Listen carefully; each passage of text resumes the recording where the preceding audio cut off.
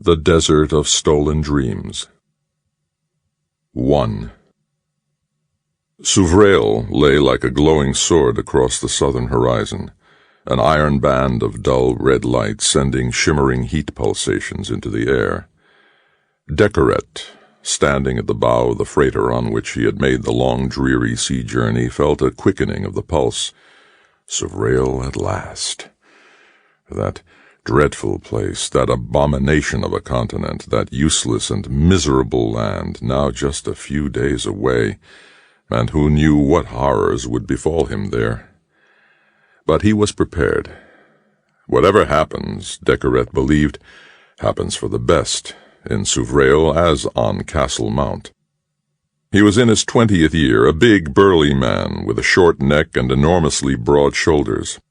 This was the second summer of Lord Prestimian's glorious reign under the great Pontifex Confalum. It was as an act of penance that Decoret had undertaken the voyage to the burning wastes of barren Souvrail. He had committed a shameful deed, certainly not intending it, at first barely realizing the shame of it, while hunting in the Kintor marches of the far Northland, and some sort of expiation seemed necessary to him.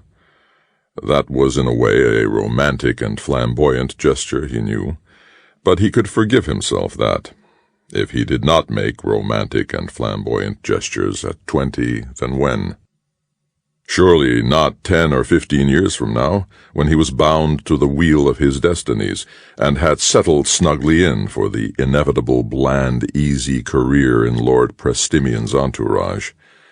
This was the moment, if ever. So, then, to Souvrail, to purge his soul no matter the consequences. His friend and mentor and hunting companion in Kintor, Akbalik, had not been able to understand. But of course Akbalik was no romantic, and a long way beyond 20 besides. One night in early spring, over a few flasks of hot golden wine in a rough mountain tavern, Decoret had announced his intention, and Akbalik's response had been a blunt, snorting laugh. "Souvrail," he had cried, "you judge yourself too harshly. There's no sin so foul that it merits a jaunt in Souvrail." And Decoret, stung, feeling patronized, had slowly shaken his head. "Wrongness lies on me like a stain. I'll burn it from my soul under the hot land sun. Make the pilgrimage to the Isle instead, if you think you need to do something. Let the Blessed Lady heal your spirit." "No, Souvrail." "Why?" "To suffer," said Decoret. "To take myself far from the delights of Castle Mount, to the least pleasant place on Majipur, to a dismal desert of fiery winds and loathsome dangers, to mortify the flesh, Akbalik, and show my contrition, to lay upon myself the discipline of discomfort and even pain. Pain, do you know what that is? Until I can forgive myself, all right?" Akbalik, grinning, dug his fingers into the thick robe of heavy black Kintor furs that Decoret wore. "All right, but if you must mortify, mortify thoroughly. I assume you'll not take this from your body all the while you're under the Souvrailu sun." Decoret chuckled. "There are limits," he said, "to my need for discomfort." He reached for the wine. Akbalik was nearly twice Decoret's age, and doubtless found his earnestness funny. So did Decoret to a degree, but that did not swerve him. "May I try once more to dissuade you?" "Pointless." "Consider the waste," said Akbalik anyway. "You have a career to look after. Your name is frequently heard at the castle now. Lord Prestimian has said high things of you. A promising young man, due to climb far, great strength of character, all that kind of noise. Prestimian's young. He'll rule a long while. Those who are young in his early days will rise as he rises, and here you are, deep in the wilds of Kintor, playing when you should be at court, and already planning another and more reckless trip. Forget this Souvrail nonsense, Decoret, and return to the Mount with me. Do the coronel's bidding, impress the great ones with your worth, and build for the future. These are wonderful times on Majipur, and it will be splendid to be among the wielders of power as things unfold, eh? Eh? Why throw yourself away in Souvrail? No one knows of This, sin of yours, this one little lapse from grace? I know. Then promise never to do it again and absolve yourself. It's not so simple, Decoret said. To squander a year or two of your life, or perhaps lose your life entirely on a meaningless, useless journey to— Not meaningless, not useless. Except on a purely personal level it is. Not so, Akbalik. I've been in touch with the people of the pontificate, and I've wangled an official appointment. I'm a mission of inquiry. Doesn't that sound grand? Souvrail isn't exporting its quota of meat and livestock, and the Pontifex wants to know why. You see, I continue to further my career even while going off on what seems to you a wholly private adventure. So you've already made arrangements? I leave on 4-day next. Decoret reached his hand toward his friend. It'll be at least 2 years. We'll meet again on the Mount. What do you say, Akbalik? The games at High Morpin, 2 years from Winter Day. Akbalik's calm gray eyes fastened intently on Decoret's. I will be there, he said slowly. I pray that you'll be, too. That conversation lay only some months in the past, but the Decoret now, feeling the throbbing heat of the southern continent reaching toward him over the pale green water of the inner sea, it seemed incredibly long ago, and the voyage infinitely long. The first part of the journey had been pleasing enough, down out of the mountains to the great metropolis of Nemoya, and then by riverboat down the Zimmer to the port of Piliplok on the eastern coast.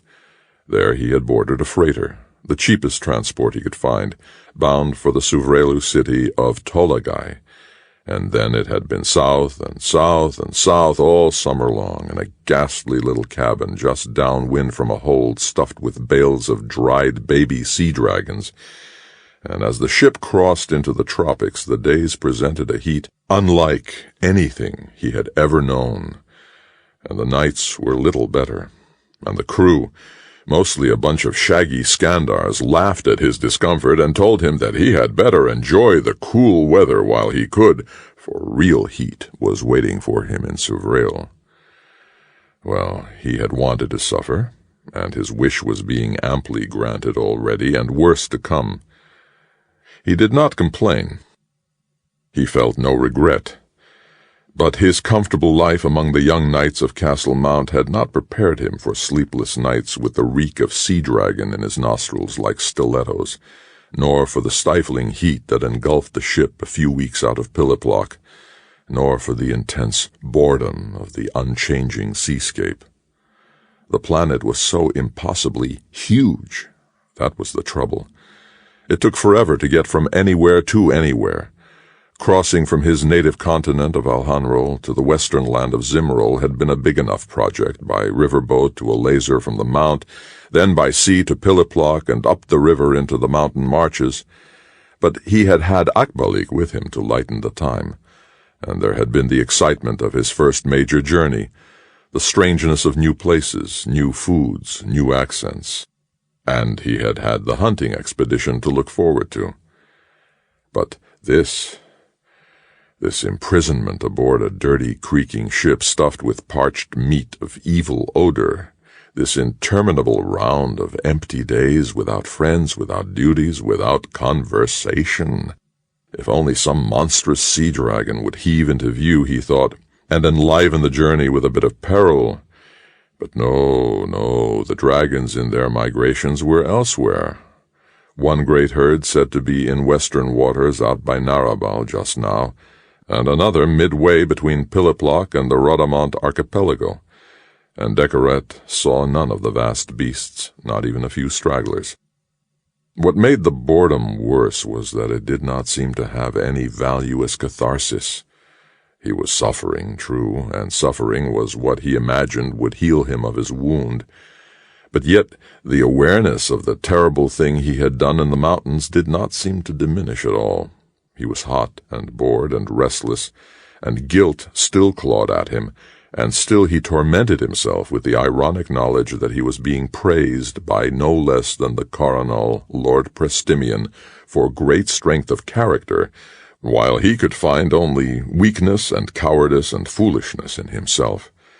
Perhaps it takes more than humidity and boredom and foul odors to cure one's soul, Decoret decided. At any rate, he had had more than enough of the process of getting to Souvrail, and he was ready to begin the next phase of his pilgrimage into the unknown. 2. Every journey ends, even an endless one. The hot wind out of the south intensified day after day until the deck was too hot to walk and the barefoot Skandars had to swab it down every few hours. And then, suddenly, the burning mass of sullen darkness on the horizon resolved itself into a shoreline and the jaws of a harbor. They had reached Tolagai at last. All of Souvrail was tropical. Most of its interior was desert, oppressed perpetually by a colossal weight of dry, dead air around the periphery of which searing cyclones whirled. But the fringes of the continent were more or less habitable, and there were 5 major cities along the coasts, of which Tolagai was the largest and the one most closely linked by commerce to the rest of Majipur. As the freighter entered the broad harbor, Decoret was struck by the strangeness of the place. In his brief time he had seen a great many of the giant world cities, a dozen of the 50 on the flanks of Castle Mount and towering windswept Alazar, and the vast astounding white-walled Nimoya, and magnificent Piliplok, and many others, and never had he beheld a city with the harsh, mysterious, forbidding look of this one. Tolagai clung like a crab to a low ridge along the sea. Its buildings were flat, squat things of sun-dried orange brick, with mere slits for windows, and there were only sparse plantings around them, dismaying angular palms mainly, that were all bare trunk with tiny feathery crowns far overhead. Here, at midday, the streets were almost deserted. The hot wind blew sprays of sand over the cracked paving stones. To Decoret, the city seemed like some sort of prison outpost, brutal and ugly, or perhaps a city out of time, belonging to some prehistoric folk of a regimented and authoritarian race. Why had anyone chosen to build a place so hideous? Doubtless it was out of mere efficiency, ugliness like this being the best way to cope with the climate of the land, but still, Decoret thought, the challenges of heat and drought might surely have called forth some less repellent architecture. In his innocence, Decoret thought he could simply go ashore at once, but that was not how things worked here. The ship lay at anchor for more than an hour before the port officials, 3 glum-looking hjorts, came aboard. Then followed a lengthy business with sanitary inspections and cargo manifests and haggling over docking fees, and finally the dozen or so passengers were cleared for landing. A porter of the Gayrog race seized Decoret's luggage and asked the name of his hotel. He replied that he had not booked one, and the reptilian-looking creature, tongue-flickering and black fleshy hair writhing like a mass of serpents, gave him an icy, mocking look and said, "What will you pay? Are you rich?" "Not very. What can I get for 3 crowns a night?" "Little. Bed of straw, vermin on the walls." "Take me there," said Decoret. The Gayrog looked as startled as a Gayrog is capable of looking. "You will not be happy there, fine sir. You have the bearing of lordship about you." "Perhaps so, but I have a poor man's purse. I'll take my chances with the vermin." Actually, the inn turned out to be not as bad as he feared. Ancient, squalid, and depressing, yes, but so was everything else in sight, and the room he received seemed almost palatial after his lodgings on the ship. Nor was there the reek of sea-dragon flesh here, only the arid piercing flavor of Souvrailou air, like the stuff within a flask that had been sealed 1,000 years. He gave the Gayrog a half-crown piece for which he had no thanks, and unpacked his few belongings. In the late afternoon, Decoret went out. The stifling heat had dropped not at all, but the thin cutting wind seemed less fierce now, and there were more people in the streets. All the same, the city felt grim. This was the right sort of place for doing a penance. He loathed the blank-faced brick buildings. He hated the withered look of the landscape. And he missed the soft, sweet air of his native city of Normork on the lower slopes of Castle Mount. Why, he wondered, would anyone choose to live here when there was opportunity aplenty on the gentler continents? What starkness of the soul drove some millions of his fellow citizens to scourge themselves in the daily severities of life on Souvrail? The representatives of the pontificate had their offices on the great blank plaza fronting the harbor. Decoret's instructions called upon him to present himself there, and despite the lateness of the hour he found the place open, for in the searing heat all citizens of Tolagai observed a midday closing and transacted business well into the evening. He was left to wait a while in an antechamber decorated with huge white ceramic portraits of the reigning monarchs. The pontifex confalum shone in full face with a look of benign but overwhelming grandeur, and young Prestimion the coronel in profile, eyes aglitter with intelligence and dynamic energy. Majipur was fortunate in her rulers, Decoret thought.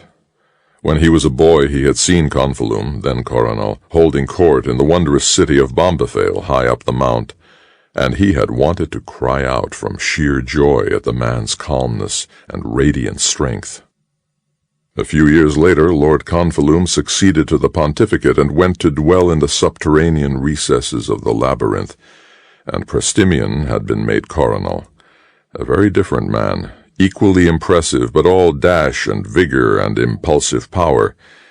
It was while Lord Prestimion was making the grand processional through the cities of the Mount that he had spied the young Decoret in Normork, and had chosen him, in his random, unpredictable way, to join the knights in training in the high cities, which seemed an epoch ago, such great changes having occurred in Decoret's life since then. At 18 he had allowed himself fantasies of ascending the coronel's throne himself one day. But then had come his ill-starred holiday in the mountains of Zimmerol, and now, scarcely past 20, fidgeting in a dusty outer office in this drab city of cheerless Souvrail, he felt he had no future at all, only a barren stretch of meaningless years to use up. A pudgy, sour-faced Hjort appeared and announced, "The Archy-Regiment Golator Lasgia will see you now." That was a resonant title, but its owner proved to be a slender, dark-skinned woman, not greatly older than Decoret, who gave him careful scrutiny out of large, glossy, solemn eyes. In a perfunctory way she offered him greeting with the hand symbol of the pontificate, and took the document of his credentials from him. "The initiate Decoret," she murmured. "Mission of inquiry under commission of the Kintor Provincial Superstrate. I don't understand, Initiate Decoret. Do you serve the coronel or the pontifex?" Uncomfortably, Decoret said, "I am of Lord Prestimion's staff, a very low echelon. But while I was in Kintor province, a need arose at the office of the pontificate for an investigation of certain things in Souvrail, and when the local officials discovered that I was bound for Souvrail anyway, they asked me, in the interests of economy, to take on the job, even though I was not in the employ of the pontifex. And," tapping Decoret's papers thoughtfully against her desktop, Golator Lasgia said, "You were bound for Souvrail anyway? May I ask why?" Decoret flushed. "A personal matter, if you please." She let it pass. "And what affairs of Souvrail can be of such compelling interest to my pontifical brothers of Kintor? Or is my curiosity on that subject also misplaced?" Decoret's discomfort grew. "It has to do with an imbalance of trade," he answered, barely able to meet her cool, penetrating gaze. "Kintor is a manufacturing center. It exchanges goods for the livestock of Souvrail. For the past 2 years the export of blaves and mounts out of Souvrail has declined steadily, and now strains are developing in the Kintor economy. The manufacturers are encountering difficulty in carrying so much Souvrailu credit." "None of this is news to me." "I've been asked to inspect the rangelands here," said Decoret, "in order to determine whether an upturn in livestock production can soon be expected." "Will you have some wine?"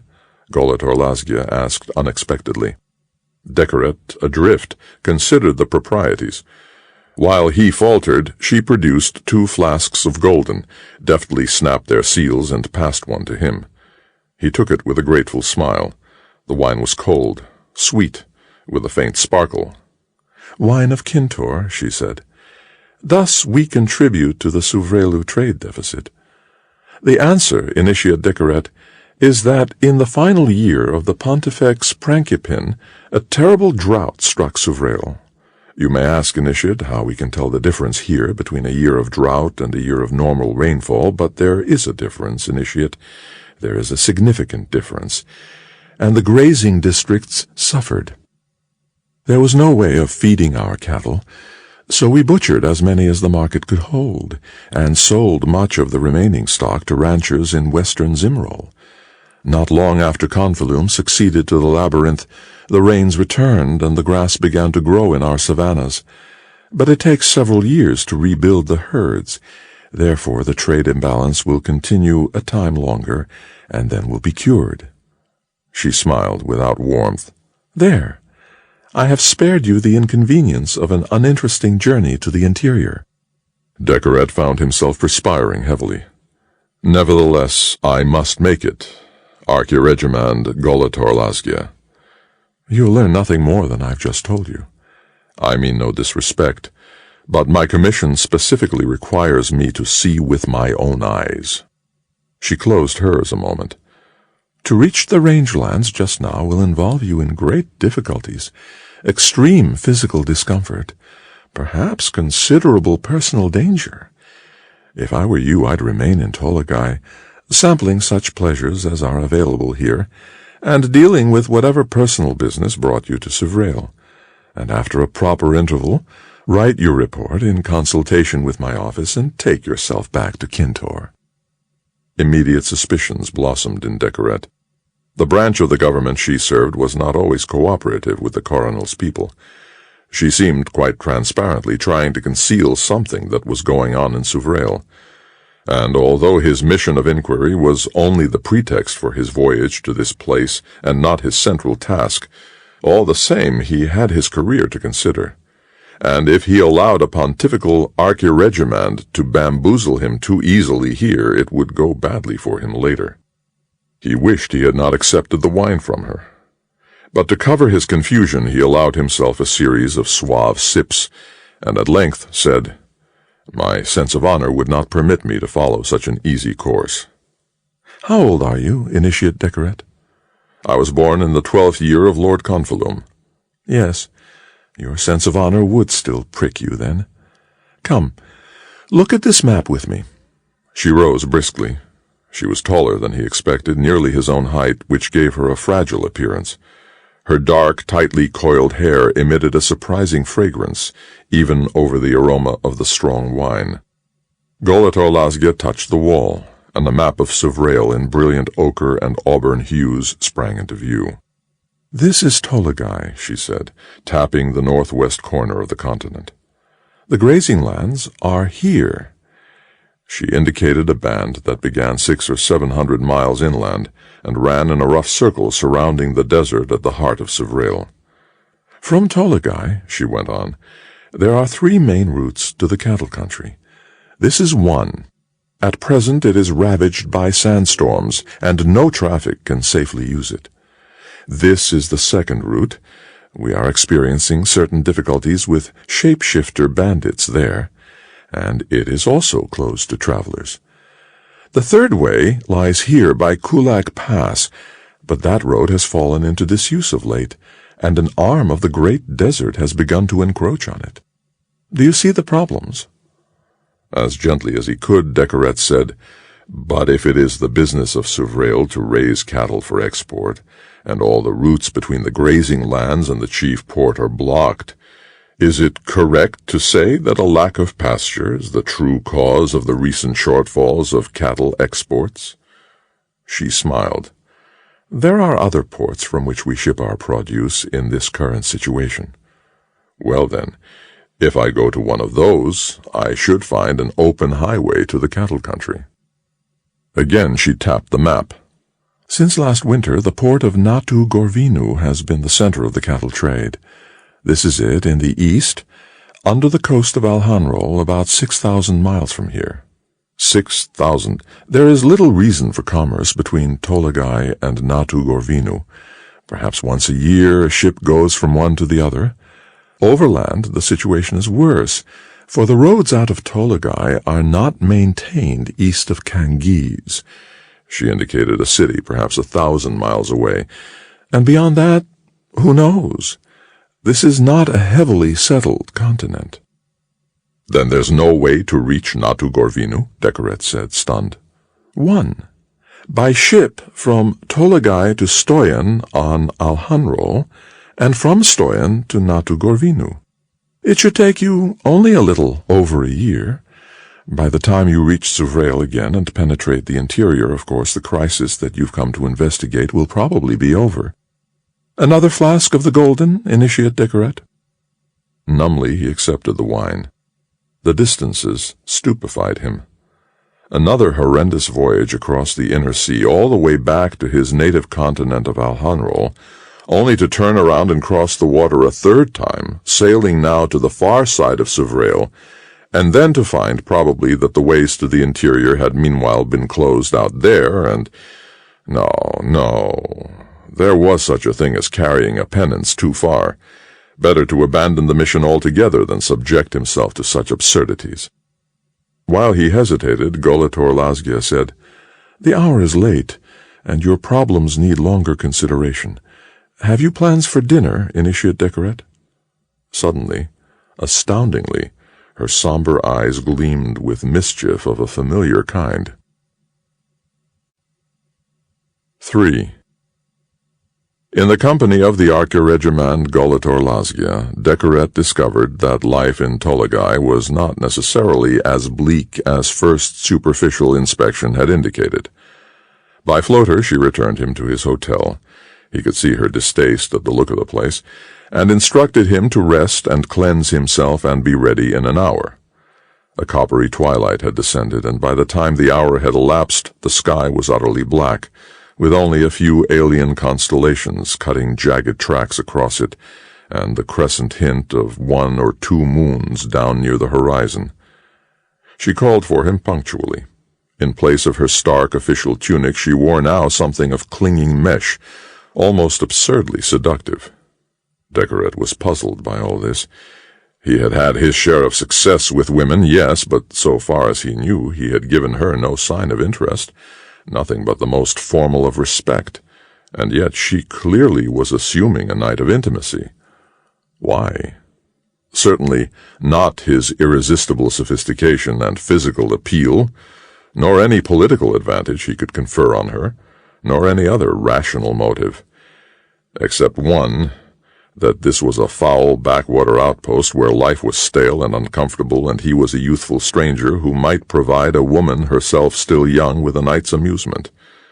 He felt used by that, but otherwise he could see no great harm in it, and after months at sea he was willing to run a little risk in the name of pleasure.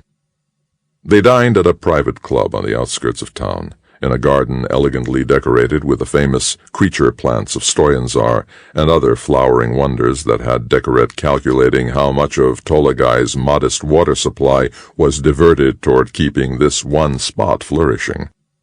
At other tables, widely separated, were Suvrelinu in handsome costume, and Golator Lazgia nodded to this one and that, but no one approached her, nor did they stare unduly at Decoret. From within the building blew a cool, refreshing breeze, the first he had felt in weeks, as though some miraculous machine of the ancients, some cousin to the ones that generated the delicious atmosphere of Castle Mount, were at work in there. Dinner was a magnificent affair of lightly fermented fruits and tender, juicy slabs of a pale green-fleshed fish, accompanied by a fine, dry wine of Amblemorn, no less, the very fringes of Castle Mount. She drank freely, as did he. They grew bright-eyed and animated. The chilly formality of the interview in her office dropped away. He learned that she was 9 years his senior, that she was a native of moist, lush Narabal on the western continent, that she had entered the service of the Pontifex when still a girl, and had been stationed in Souvrail for the past 10 years, rising upon Confalum's accession to the pontificate to her present high administrative post in Tolagai. "Do you like it here?" he asked. She shrugged. "One gets accustomed to it." "I doubt that I would. To me, Souvrail is merely a place of torment, a kind of purgatory."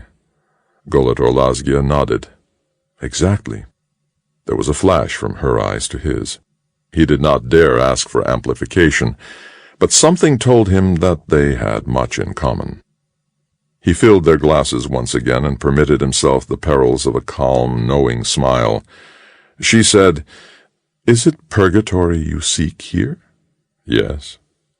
She indicated the lavish gardens, the empty wine flasks, the costly dishes, the half-eaten delicacies. "You have made a poor start, then." "Milady, dinner with you was no part of my plan." "Nor mine. But the divine provides, and we accept, yes? Yes?" She leaned close. "What will you do now? The voyage to Natu Gorvinu?" "It seems too heavy an enterprise." "Then do as I say. Stay in Tolagai until you grow weary of it, then return and file your report. No one will be the wiser in Kintor." "No, I must go inland." Her expression grew mocking. "Such dedication! But how will you do it? The roads from here are closed." "You mentioned the one by Kulak Pass that had fallen into disuse. Mere disuse doesn't seem as serious as deadly sandstorms or shapeshifter bandits. Perhaps I can hire a caravan leader to take me that way." "Into the desert?" "If needs be." "The desert is haunted," said Golator Lazgia casually. "You should forget that idea. Call the waiter over. We need more wine." "I think I've had enough, milady." "Come then. We'll go elsewhere." Stepping from the breeze-cooled garden to the dry, hot night air of the street was a shock. But quickly they were in her floater, and not long after they were in a second garden, this one in the courtyard of her official residence, surrounding a pool. There were no weather machines here to ease the heat, but the Archiregiment had another way, dropping her gown and going to the pool. Her lean, supple body gleamed a moment in the starlight. Then she dived, sliding nearly without a splash beneath the surface. She beckoned to him, and quickly he joined her. Afterward, they embraced on a bed of close-cropped, thick-bladed grass. It was almost as much like wrestling as lovemaking, for she clasped him with her long, muscular legs, tried to pinion his arms, rolled over and over with him, laughing, and he was amazed at the strength of her, the playful ferocity of her movements. But when they were through testing one another, they moved with more harmony, and it was a night of little sleep and much exertion. Dawn was an amazement. Without warning, the sun was in the sky like a trumpet blast, roasting the surrounding hills with shafts of hot light. They lay limp, exhausted. Decoret turned to her. By cruel morning light she looked less girlish than she had under the stars, and said abruptly, "Tell me about this haunted desert. What spirits will I meet there?" "How persistent you are." "Tell me." "There are ghosts there that can enter your dreams and steal them. They rob your soul of joy and leave fears in its place. By day they sing in the distance, confusing you, leading you from the path with their clatter and their music." "Am I supposed to believe this?" "In recent years many who have entered that desert have perished there." "Of dream-stealing ghosts?" "So it is said." "It will make a good tale to tell when I return to Castle Mount, then." "If you return," she said. "You say that not everyone who has gone into that desert has died of it. Obviously not, for someone has come out to tell the tale. Then I will hire a guide and take my chances among the ghosts." "No one will accompany you." "Then I'll go alone." "And certainly die." She stroked his powerful arms and made a little purring sound. "Are Are you so interested in dying so soon? Dying has no value. It confers no benefits. Whatever peace you seek, the peace of the grave is not it. Forget the desert journey. Stay here with me. We'll go together. She laughed. I think not. It was, Decoret realized, madness. He had doubts of her tales of ghosts and dream stealers, unless what went on in that desert was some trickery of the rebellious shapeshifter aborigines, and even then he doubted it. Perhaps all her tales of danger were only ruses to keep him longer in Tolagai, flattering if true, but of no help in his quest. And she was right about death being a useless form of purgation. If his adventures in Suvrail were to have meaning, he must succeed in surviving them. Golator Lasgia drew him to his feet. They bathed briefly in the pool. Then she led him within, to the most handsomely appointed dwelling he had seen this side of Castle Mount, and gave him a breakfast of fruits and dried fish. Suddenly, in mid-morning, she said, "Must you go into the interior?" "An inner need drives me in that direction." "Very well.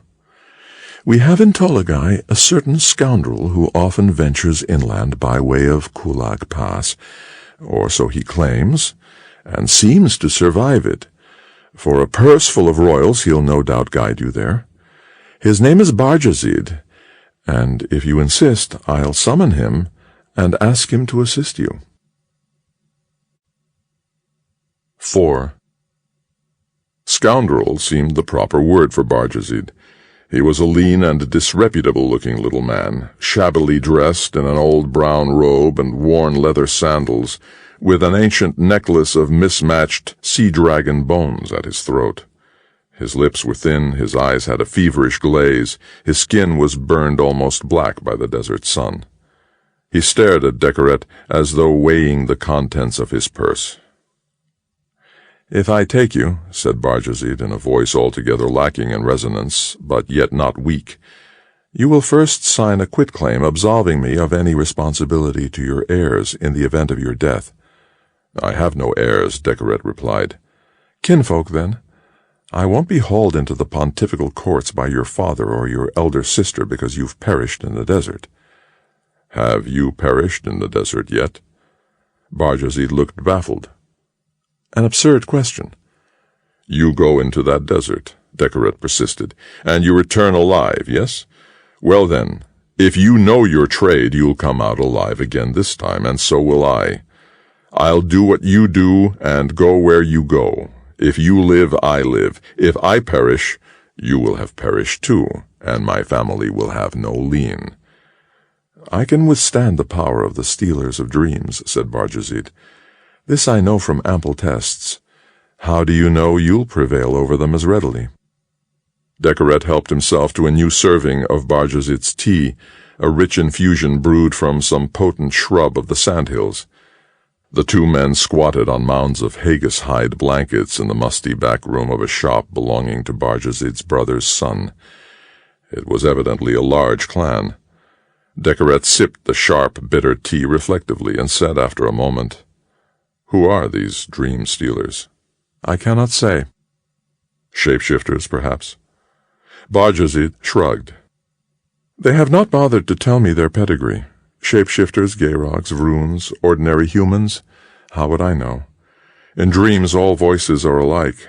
Certainly there are tribes of shapeshifters loose in the desert, and some of them are angry folk, given to mischief, and perhaps they have the skill of touching minds along with the skill of altering their bodies, or perhaps not. If the shapeshifters have closed 2 of the 3 routes out of Tolagai, the Coronal's forces have work to do here.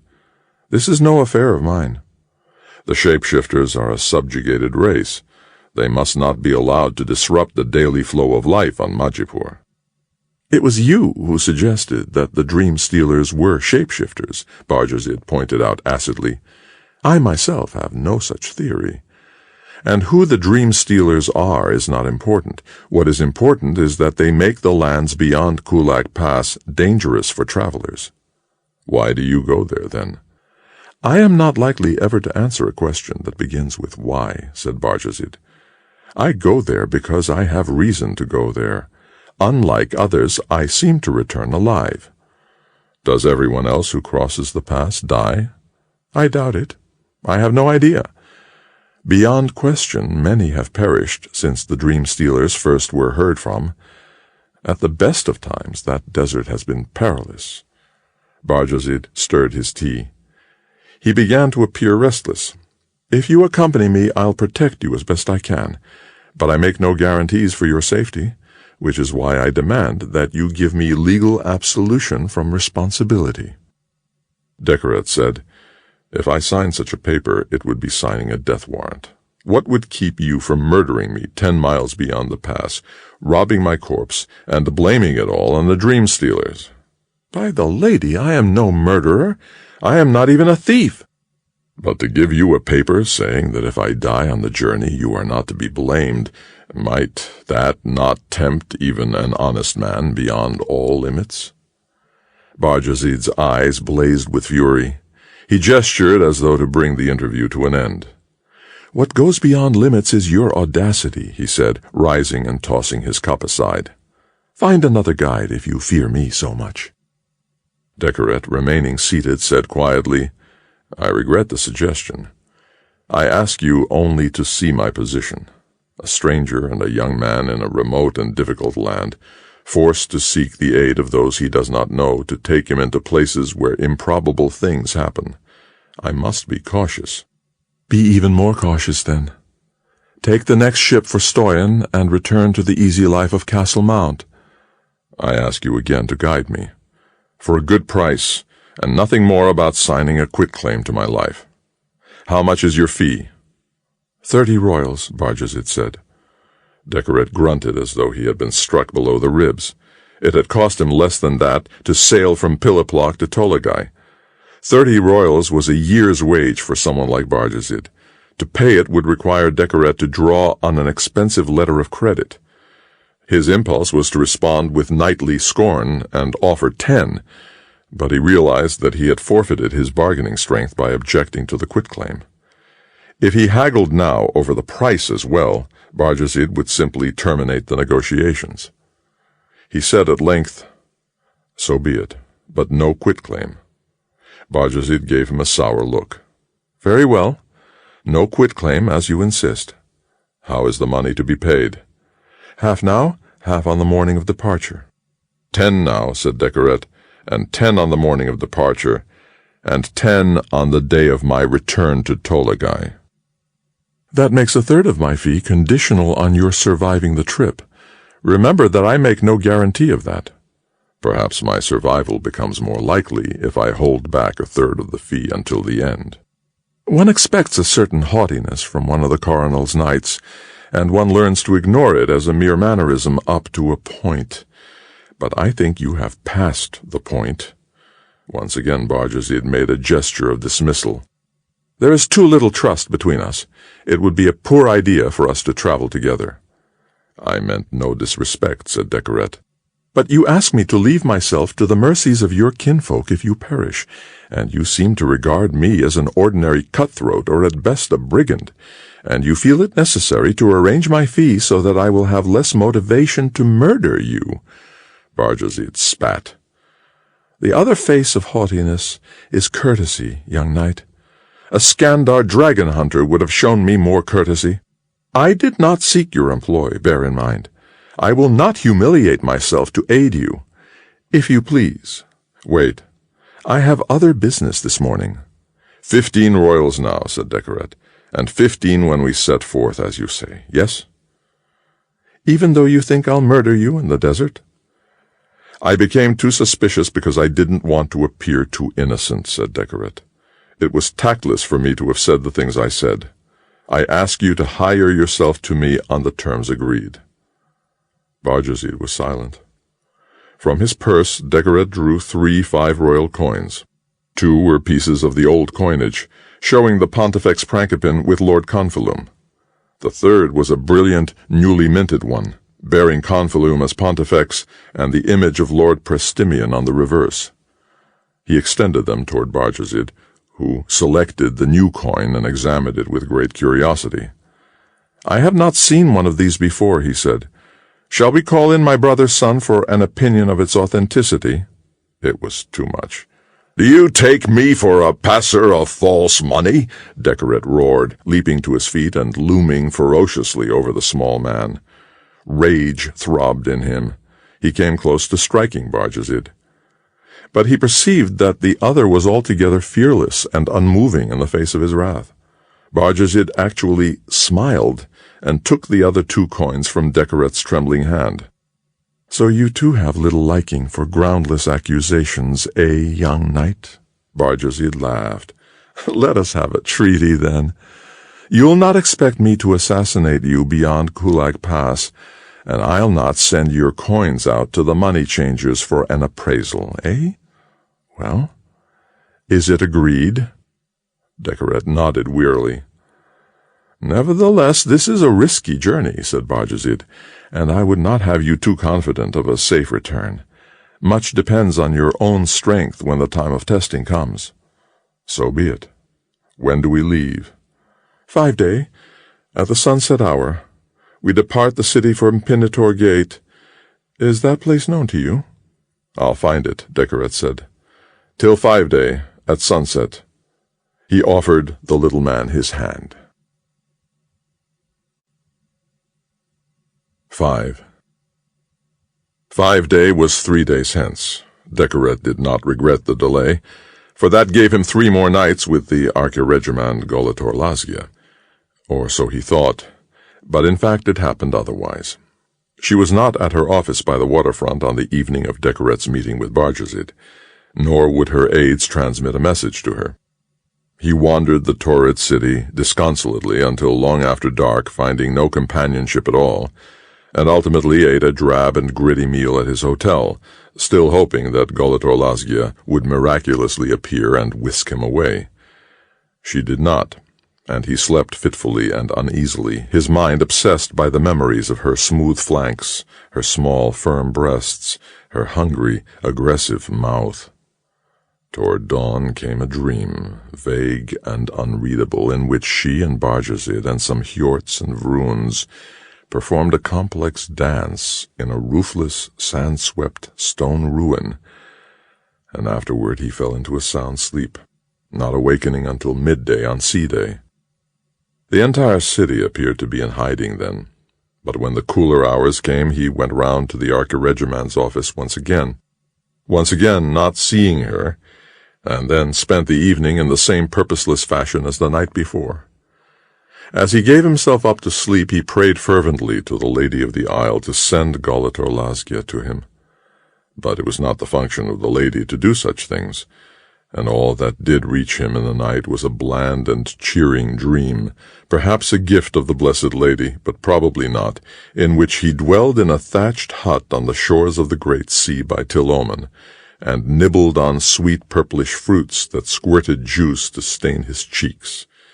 When he awakened, he found a Hjort of the archiregiment's staff waiting outside his room, to summon him to the presence of Golator Lazgia. That evening they dined together late, and went to her villa again for a night of love-making that made their other one seem like a month of chastity. Decoret did not ask her at any time why she had refused him these 2 nights past, but as they breakfasted on spiced Gehorna skin and golden wine, both he and she vigorous and fresh after having had no sleep whatever, she said, "I wish I had had more time with you this week, but at least we were able to share your final night. Now you'll go to the desert of stolen dreams with my taste on your lips. Have I made you forget all other women?" "You know the answer." "Good, good. You may never embrace a woman again, but the last was the best, and few are so lucky as that." "Were you so certain I'll die in the desert, then?" "Few travelers return," she said. "The chances of my seeing you again are slight." Decoret shivered faintly, not out of fear, but in recognition of Golator Lazgia's inner motive.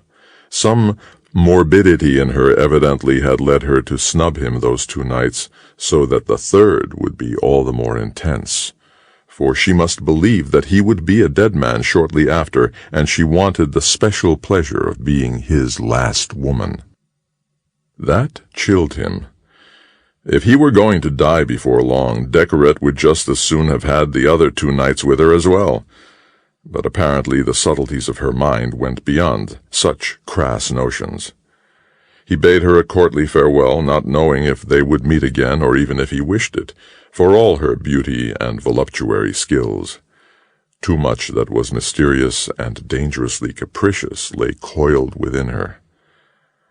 Not long before sunset he presented himself at Pinator Gate on the city's southeastern flank.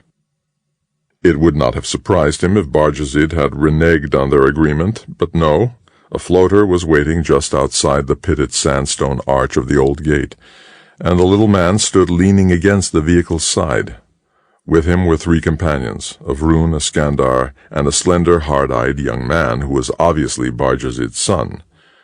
At a nod from Bajazid, the giant 4-armed Skandar took hold of Decoret's 2 sturdy bags and stowed them with a casual flip in the floater's keep. "Her name," said Bajazid, "is Kaimak Gran. She is unable to speak, but far from stupid. She has served me many years, since I found her tongueless and more than half dead in the desert. The Vroon is Seraphane Renalian, who often speaks too much, but knows the desert tracks better than anyone of this city." Decoret exchanged brusque salutes with the small tentacular being. "And my son, Dinatak, will also accompany us," Bajazid said. "Are you well rested, Initiate?" "Well enough," Decoret answered. He had slept most of the day after his unsleeping night. "We travel mainly by darkness, and camp in heat of day. My understanding is that I am to take you through Kulak Pass, across the wasteland known as the Desert of Stolen Dreams, and to the edge of the grazing lands around Gizin Khor, where you have certain inquiries to make among the herdsmen, and then back to Tolagai. Is this so?" "Exactly," Decoret said. Bajazid made no move to enter the floater. Decoret frowned, and then he understood. From his purse he produced 3 more 5 royal pieces, 2 of them old ones of the Prankipin coinage, the 3rd a shining coin of Lord Prestimian. These he handed to Bajazid, who plucked forth the Prestimian coin and tossed it to his son. The boy eyed the bright coin suspiciously. "The new Coronel," said Bajazid. "Make yourself familiar with his face. We'll be seeing it often." "He will have a glorious reign," said Decoret. "He will surpass even Lord Confalum in grandeur. Already a wave of new prosperity sweeps the northern continents, and they were prosperous enough before. Lord Prestimian is a man of vigor and decisiveness, and his plans are ambitious." Bajazid said with a shrug, "Events on the northern continents carry very little weight here, and somehow prosperity on Alhanrol or Zimrol has a way of mattering hardly at all to Suvrail. But we rejoice that the Divine has blessed us with another splendid Coronel. May he remember occasionally that there is a southern land also, and citizens of his realm dwelling in it. Come now, time to be traveling." 6. The Pinator Gate marked an absolute boundary between city and desert. To one side there was a district of low sprawling villas, walled and faceless. To the other was only barren waste beyond the city's perimeter. Nothing broke the emptiness of the desert but the highway, a broad cobbled track that wound slowly upward toward the crest of the ridge that encircled Tolagai. The heat was intolerable. By night the desert was perceptibly cooler than by day, but scorching all the same. Though the great blazing eye of the sun was gone, the orange sands, radiating the stored heat of the day toward the sky, shimmered and sizzled with the intensity of a banked furnace. A strong wind was blowing.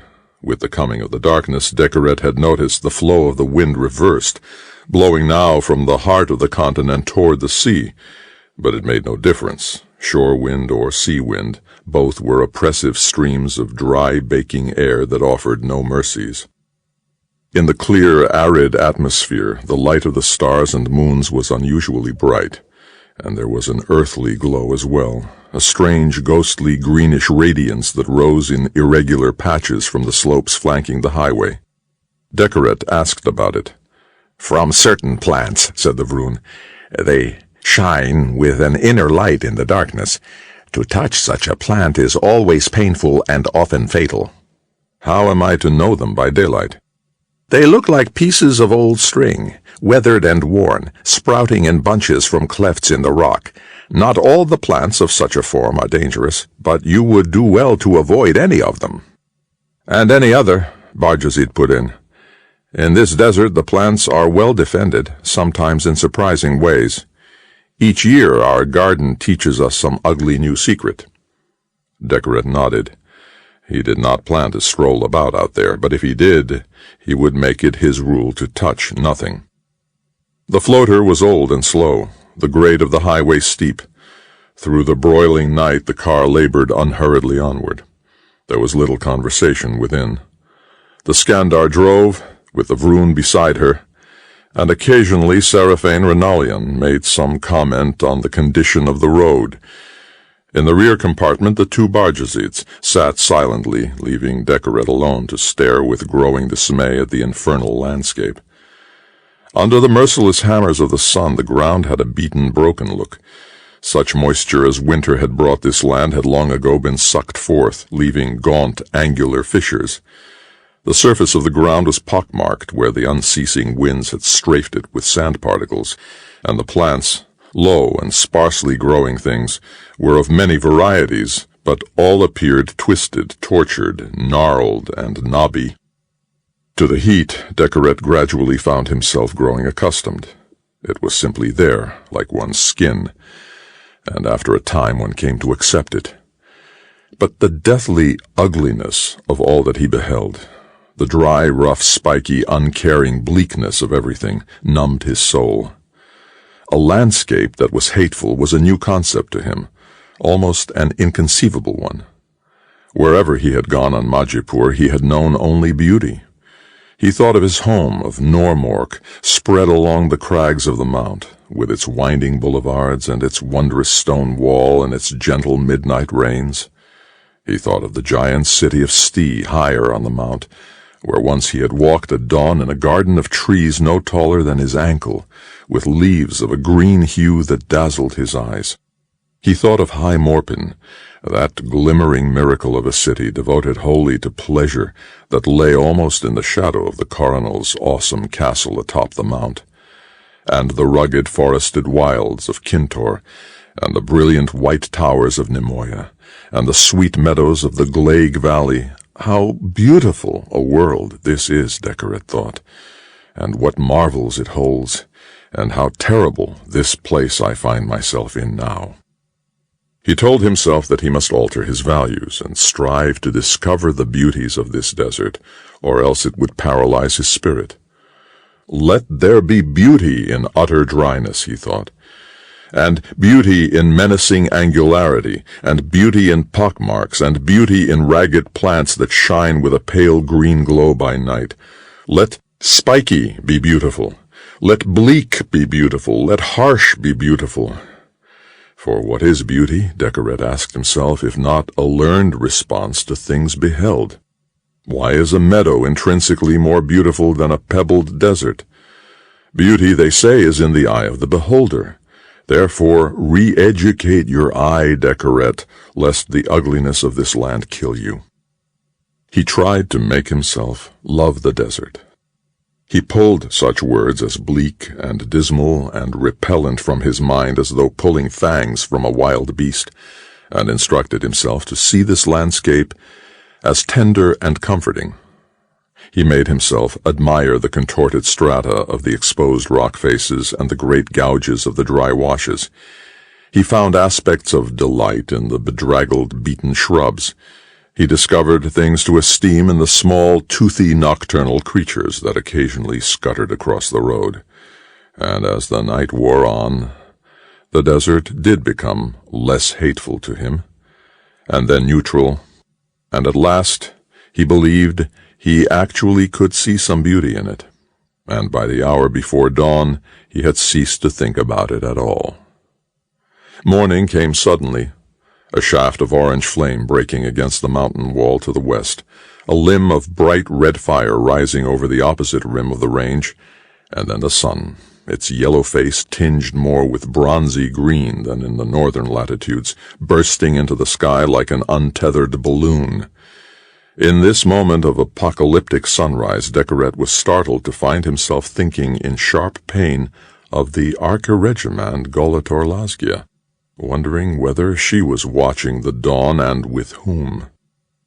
He savored the pain a little, and then banished the thought, said to Bajazid, "It was a night without phantoms.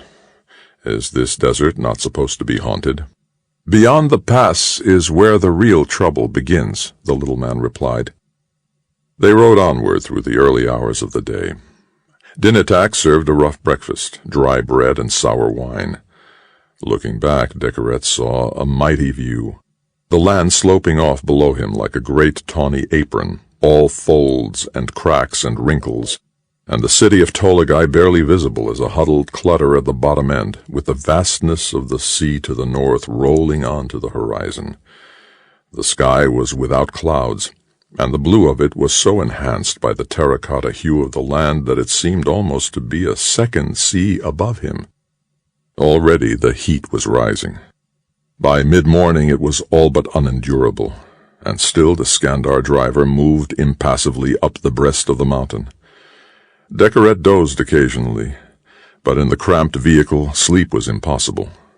Were they going to drive all night and then all day too? He asked no questions. But just as weariness and discomfort were reaching intolerable levels in him, Kamak Gran abruptly swung the floater to the left, down a short spur of the road, and brought it to a halt. "Our first day's camp," Bajazid announced. Where the spur ended, a high flange of rock reared out of the desert floor, forming an overarching shelter. In front of it, protected by shadows at this time of day, was a wide, sandy area that had obviously been used many times as a campsite. At the base of the rock formation, Decoret saw a dark spot where water mysteriously seeped from the ground, not exactly a gushing spring, but useful and welcome enough to parched travelers in this terrible desert. The place was ideal, and plainly the entire first day's journey had been timed to bring them here before the worst of the heat descended. The Skandar and young Bajazid pulled straw mats from some compartments of the floater and scattered them on the sand. The midday meal was offered, chunks of dried meat, a bit of tart fruit, and warm Skandar mead. Then, without a word, the two Bajazids and the Vroon and the Skandar sprawled out on their mats and dropped instantly into sleep. Decoret stood alone, probing between his teeth for a bit of meat caught there. Now that he could sleep, he was not at all sleepy. He wandered the edge of the campsite, staring into the sun-blasted wastes just outside the area in shadow. Not a creature could be seen, and even the plants, poor shabby things, seemed to be trying to pull themselves into the ground. The mountains rose steeply above him to the south. The pass could not be far off. And then... He tried to sleep. Unwanted images plagued him. Golatorlazgia hovered above his mat so close that he felt he could seize her and draw her down to him, but she bobbed away and was lost in the heat haze. For the 1000th time he saw himself in that forest in the Kintor marches, pursuing his prey, aiming, suddenly trembling. He shook that off and found himself scrambling along the great wall at Normork, with cool, delectable air in his lungs. But these were not dreams, only idle fantasies and fugitive memories. Sleep would not come for a long time, and when it did, it was deep and dreamless and brief. Strange sounds awakened him. Humming, singing, musical instruments in the distance, the faint but distinct noises of a caravan of many travelers. He thought he heard the tinkle of bells, the booming of drums. For a time he lay still, listening, trying to understand. Then he sat up, blinked, looked around. Twilight had come. He had slept away the hottest part of the day, and the shadows now encroached from the other side. His 4 companions were up and packing the mats. Decoret cocked an ear, seeking the source of the sounds, but they seemed to come from everywhere, or from nowhere. He remembered Gulator Lasgia's tale of the ghosts of the desert that sing by day, confusing travelers, leading them from the true path with their clatter and their music. To Bajazid he said, "What are those sounds?" "Sounds? You don't hear them? Voices, bells, footfalls, the humming of many travelers." Bajazid looked amused. "You mean the desert songs?" "Ghost songs?" "They could be that. Or merely the sounds of wayfarers coming down the mountain, rattling chains, striking gongs. Which is more probable?" "Neither is probable," said Decoret gloomily. "There are no ghosts in the world I inhabit, but there are no wayfarers on this road except ourselves." "Are you sure, Initiate, that there are no wayfarers or no ghosts?" "Either." Dinitak Bajazid, who had been standing to one side taking in this interchange, approached Decoret and said, "Are you frightened?" The unknown is always disturbing, but at this point I feel more curiosity than fear. "I will gratify your curiosity, then. As the heat of the day diminishes, the rocky cliffs and the sands give up their warmth, and in cooling they contract and release sounds. Those are the drums and bells you hear. There are no ghosts in this place," the boy said. The elder Bajazid made a brusque gesture. Serenely the boy moved away. "You didn't want him to tell me that, did you?" Decoret asked. "You prefer me to think that there are ghosts all about me." Smiling, Bajazid said, "It makes no difference to me. Believe whichever explanation you find more cheering. You will meet a sufficiency of ghosts, I assure you, on the far side of the pass." 7. All Star Day evening they climbed the winding road up the face of the mountain, and near midnight came to Kulag Pass. Here the air was cooler, for they were thousands of feet above sea level, and warring winds brought some relief from the swelter. The pass was a broad notch in the mountain wall, surprisingly deep. It was early Sunday morning before they completed its traversal and began their descent into the greater desert of the interior. Decoret was stunned by what lay before him. By bright moonlight he beheld a scene of unparalleled bleakness that made the lands on the cityward side of the pass look like gardens. That other desert was a rocky one, but this was sandy, an ocean of dunes broken here and there by open patches of hard pebble-strewn ground. There was scarcely any vegetation, none at all in the duned places, and the merest of sorry scraggles elsewhere. And the heat. Upward out of the dark bowl ahead there came currents of stupefying hot blasts, air that seemed stripped of all nourishment, air that had been baked to death. It astounded him that somewhere in that furnace there could be grazing lands. He tried to remember the map in the archiregiman's office. The cattle country was a belt that flanked the continent's innermost zone of desert, but here below Kulag Pass an arm of the central wastes had somehow encroached. That was it.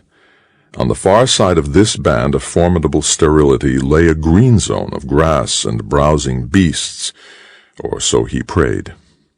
Through the early morning hours they headed down the inner face of the mountains and onto the great central plateau. By first light Decoret noticed an odd feature far downslope, an oval patch of inky darkness sharply outlined against the buff breast of the desert, and as they drew nearer he saw that it was an oasis of sorts, the dark patch resolving itself into a grove of slender, long-limbed trees with tiny violet-flushed leaves. This place was the second day's campsite. Tracks in the sand showed where other parties had camped. There was scattered debris under the trees. In a clearing at the heart of the grove were half a dozen crude shelters made of heaped-up rocks topped with old, dried boughs. Just beyond, a brackish stream wound between the trees and terminated in a small, stagnant pool, green with algae. And a little way beyond that was a second pool, apparently fed by a stream that ran wholly underground, the waters of which were pure. Between the two pools, Decoret saw a curious construction.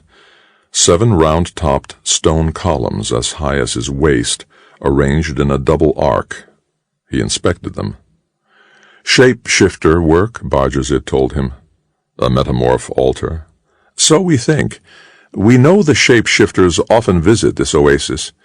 We find little Purivar souvenirs here, prayer sticks, bits of feathers, small clever wicker-work cups." Decoret stared about uneasily at the trees, as if he expected them to transform themselves momentarily into a party of savage aborigines. He had had little contact with the native race of Majipur, those defeated and displaced indigenes of the forests, and what he knew of them was mainly rumor and fantasy, born of fear, ignorance, and guilt. They once had had great cities, that much was certain. Alhanrol was strewn with the ruins of them, and in school Decoret had seen views of the most famous of all, vast stone Velalizir, not far from the labyrinth of the Pontifex. But those cities had died thousands of years ago, and with the coming of the human and other races to Majipur, the native Purivars had been forced back into the darker places of the planet, mainly a great wooded reservation in Zimrol, somewhere southeast of Kintor. To his knowledge, Decoret had seen actual metamorphs only 2 or 3 times. Frail greenish folk with strange blank-featured faces. But of course they slid from one form to another in mimicry of a marvelously easy kind, and for all he knew this little Vroon here was a secret shapeshifter, or Bajazet himself. He said, "How can shapeshifters or anyone else survive in this desert?" "They're resourceful people. They adapt." "Are there many of them here?" "Who can know? I've encountered a few scattered bands, 50, 75 all told. Probably there are others. Or perhaps I keep meeting the same ones over and over again in different guises, eh?" "A strange people," Decoret said, rubbing his hand idly over the smooth stone dome atop the nearest of the altar columns. With astonishing speed, Bajazet grasped Decoret's wrist and pulled it back. "Don't touch those." "Why not?" said Decoret, amazed. "Those stones are holy." "To you?" "To those who erected them," said Bajazet dourly. "We respect them. We honor the magic that may be in them. And in this land one never casually invites the vengeance of one's neighbors." Decoret stared in astonishment at the little man, at the columns, at the 2 pools, the graceful, sharp-leaved trees that surrounded them. Even in the heat he shivered. He looked out, beyond the borders of the little oasis, to the sway-backed dunes all around, to the dusty ribbon of road that disappeared southward into the land of mysteries. The sun was climbing quickly now, and its warmth was like a terrible flail pounding the sky, the land, the few vulnerable travelers wandering in this awful place. He glanced back to the mountains he had just passed through, a huge and ominous wall cutting him off from what passed for civilization on this torrid continent. He felt frighteningly alone here, weak, lost. Dinitak Bajazet appeared, tottering under a great load of flasks that he dropped almost at Decoret's feet.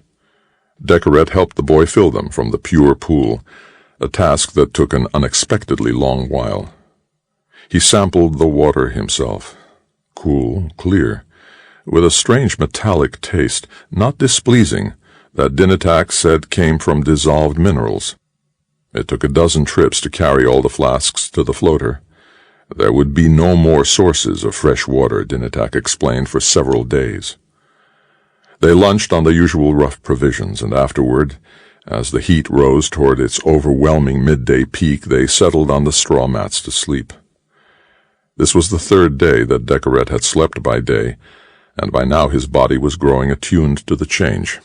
He closed his eyes, commended his soul to the beloved Lady of the Isle, Lord Prestimian's Holy Mother, and tumbled almost instantly into heavy slumber. This time, dreams came. He had not dreamed properly for more days than he cared to remember. To Decoret, as to all other folk of Majipur, dreams were a central part of existence, nightly providing comfort, reassurance, instruction, clarification, guidance and reprimands, and much else. From childhood one was trained to make one's mind receptive to the messengers of sleep, to observe and record one's dreams, to carry them with one through the night and into the waking hours beyond. And always there was the benevolent, omnipresent figure of the Lady of the Isle of Sleep hovering over one, helping one explore the workings of one's spirit, and through her sendings offering direct communication to each of the billions of souls that dwelled on vast Majipur. Decoret now saw himself walking on a mountain ridge that he perceived to be the crest of the range they had lately crossed. He was by himself, and the sun was impossibly great, filling half the sky, yet the heat was not troublesome.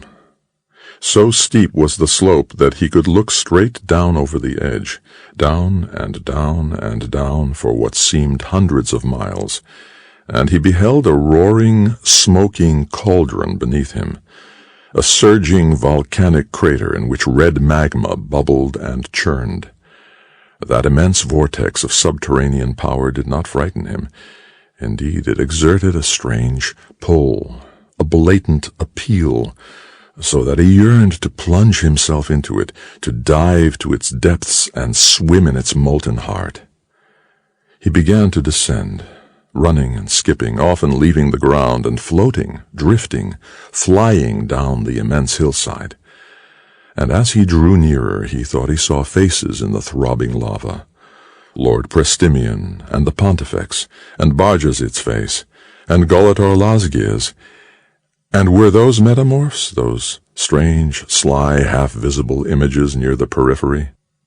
The core of the volcano was a stew of potent figures.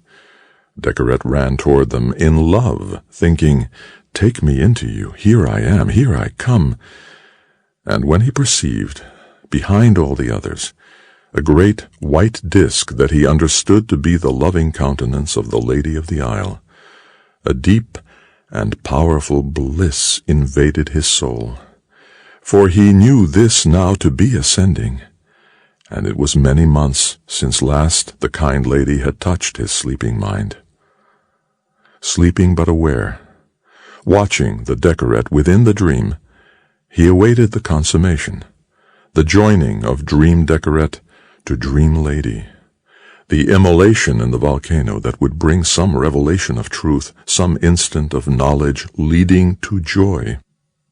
But then a strangeness crossed the dream like some spreading veil. The colors faded, the faces dimmed. He continued to run down the side of the mountain wall, but now he stumbled often. He tripped and sprawled.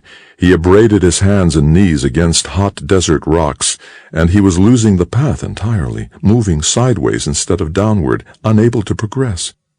He had been on the verge of a moment of delight, and somehow it was out of reach now, and he felt only distress, uneasiness, shock.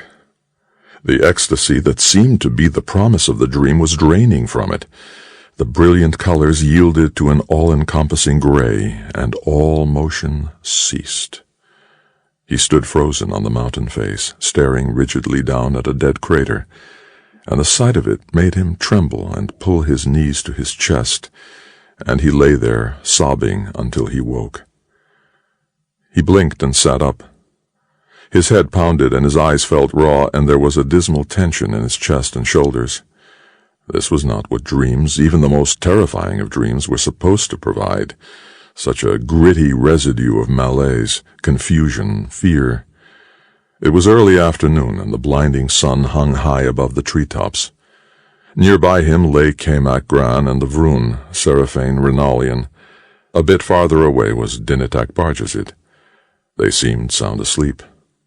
The elder Bajazid was nowhere in view.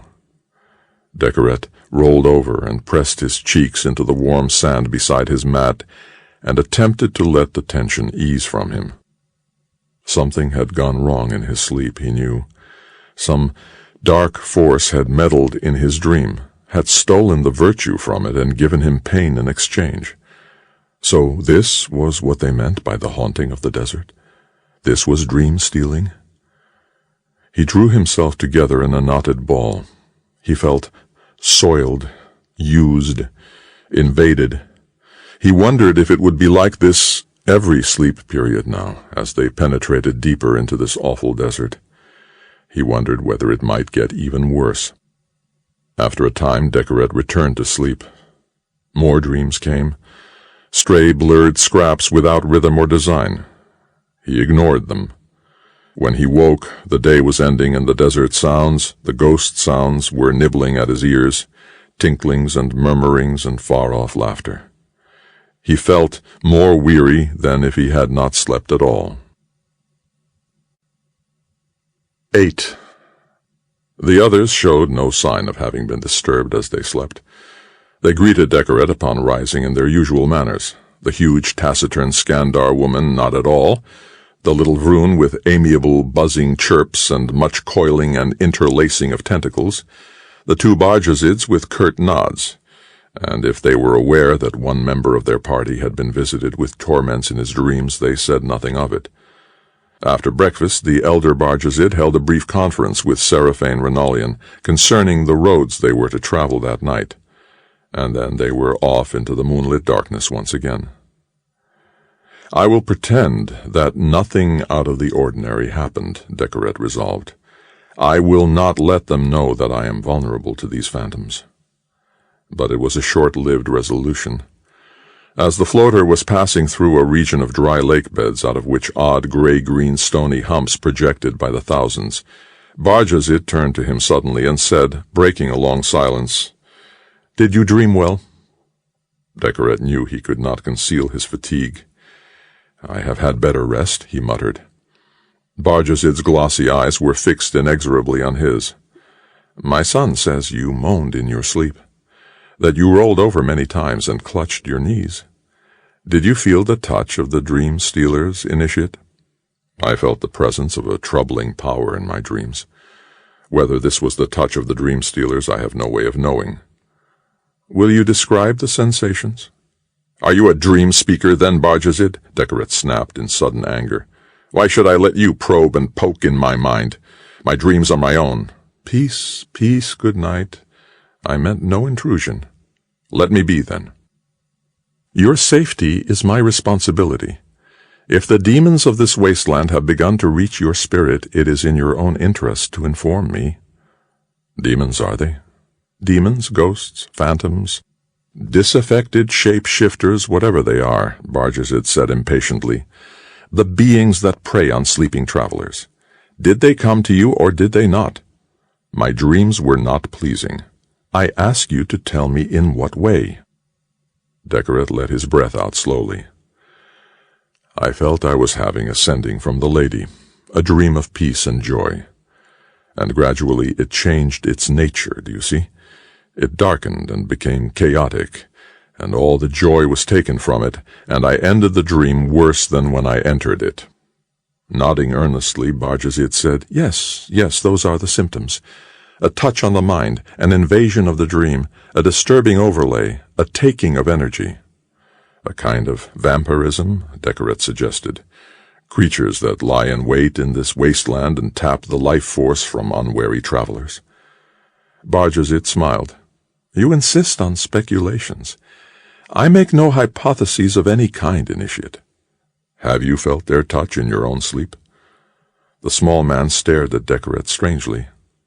No, never." "Never? Are you immune?" "Seemingly so." "And your boy?" "It has befallen him several times. It happens to him only rarely out here, 1 time out of 50 perhaps.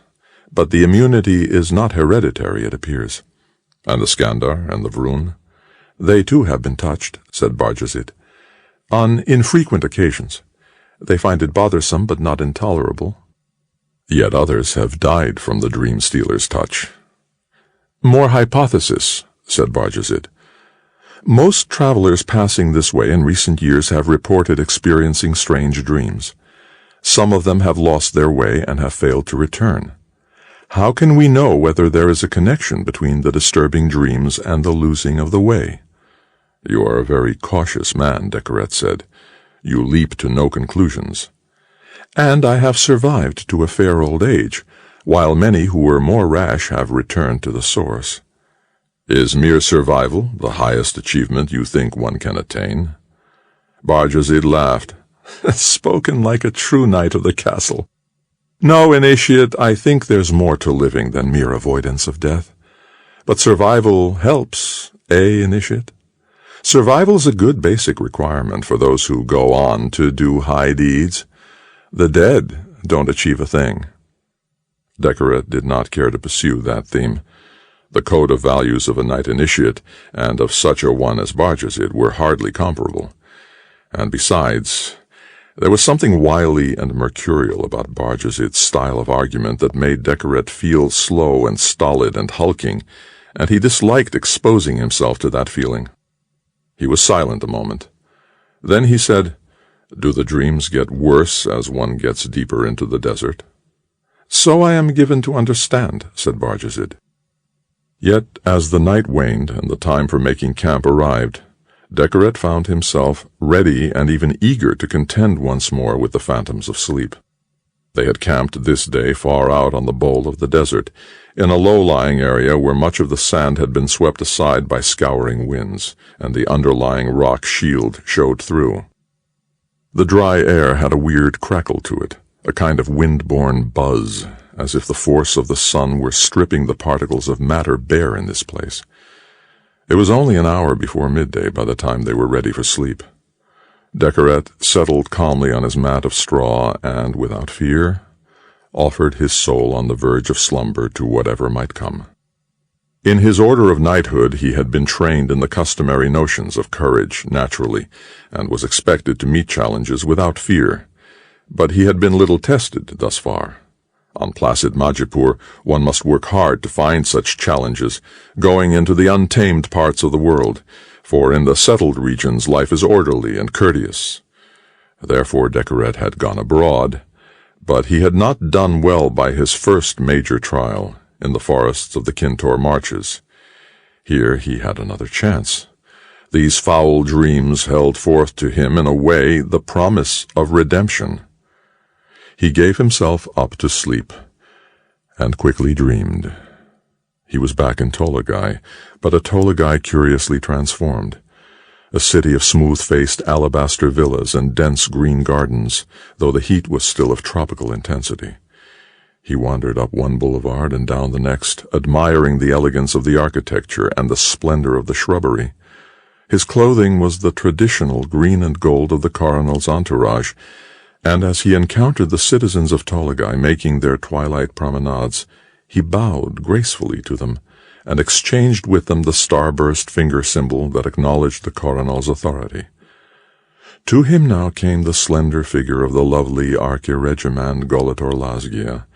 She smiled, she took him by the hand, she led him to a place of cascading fountains where cool spray drifted through the air, and there they put their clothing aside and bathed, and rose naked from the sweet-scented pool, and strolled, feet barely touching the ground, into a garden of plants with arching stems and great glistening many-lobed leaves.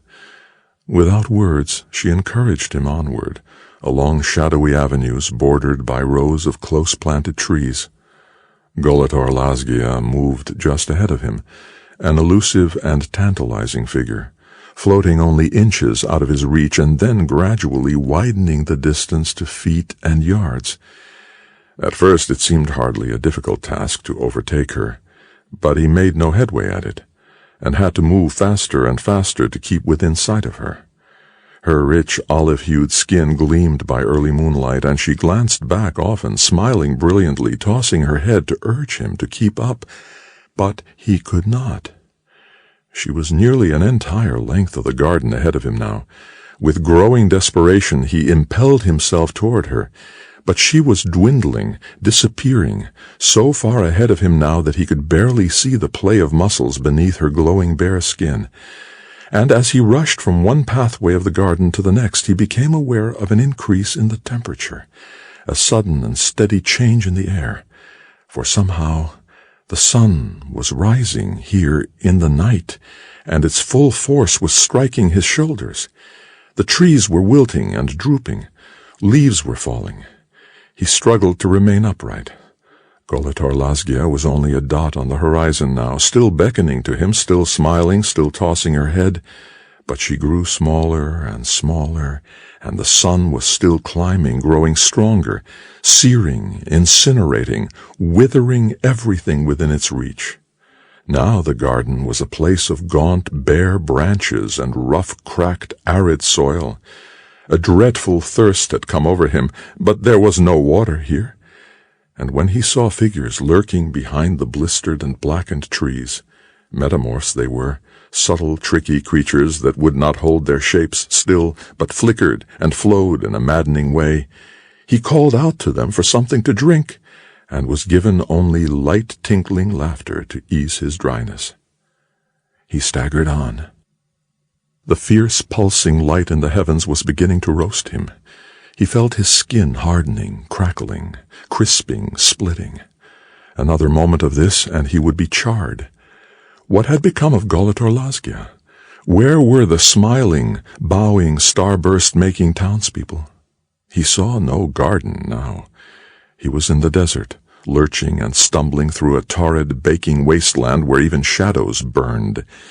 Now real terror rose in him, for even as he dreamed, he felt the pain of the heat, and the part of his soul that was observing all this grew alarmed, thinking that the power of the dream might well be so great as to reach up to injure his physical self. There were tales of such things, people who had perished in their sleep of dreams that had overwhelming force. Although it went against his training to terminate a dream prematurely, although he knew he must ordinarily see even the worst of horrors through to its ultimate revelation, Decoret considered awakening himself for safety's sake, and nearly did. But then he saw that as a species of cowardice, and vowed to remain in the dream even if it cost him his life. He was down on his knees now, groveling in the fiery sands, staring with strange clarity at mysterious tiny golden-bodied insects that were marching in single file across the rims of the dunes toward him. Ants they were, with ugly, swollen jaws, and each in turn clambered up his body and took a tiny nip, the merest bite, and clung and held on, so that within moments thousands of the minute creatures were covering his skin. He brushed at them but could not dislodge them. Their pincers held, and their heads came loose from their bodies. The sand about him was black now with headless ants, but they spread over his skin like a cloak, and he brushed and brushed with greater vigor while still more ants mounted him and dug their jaws in.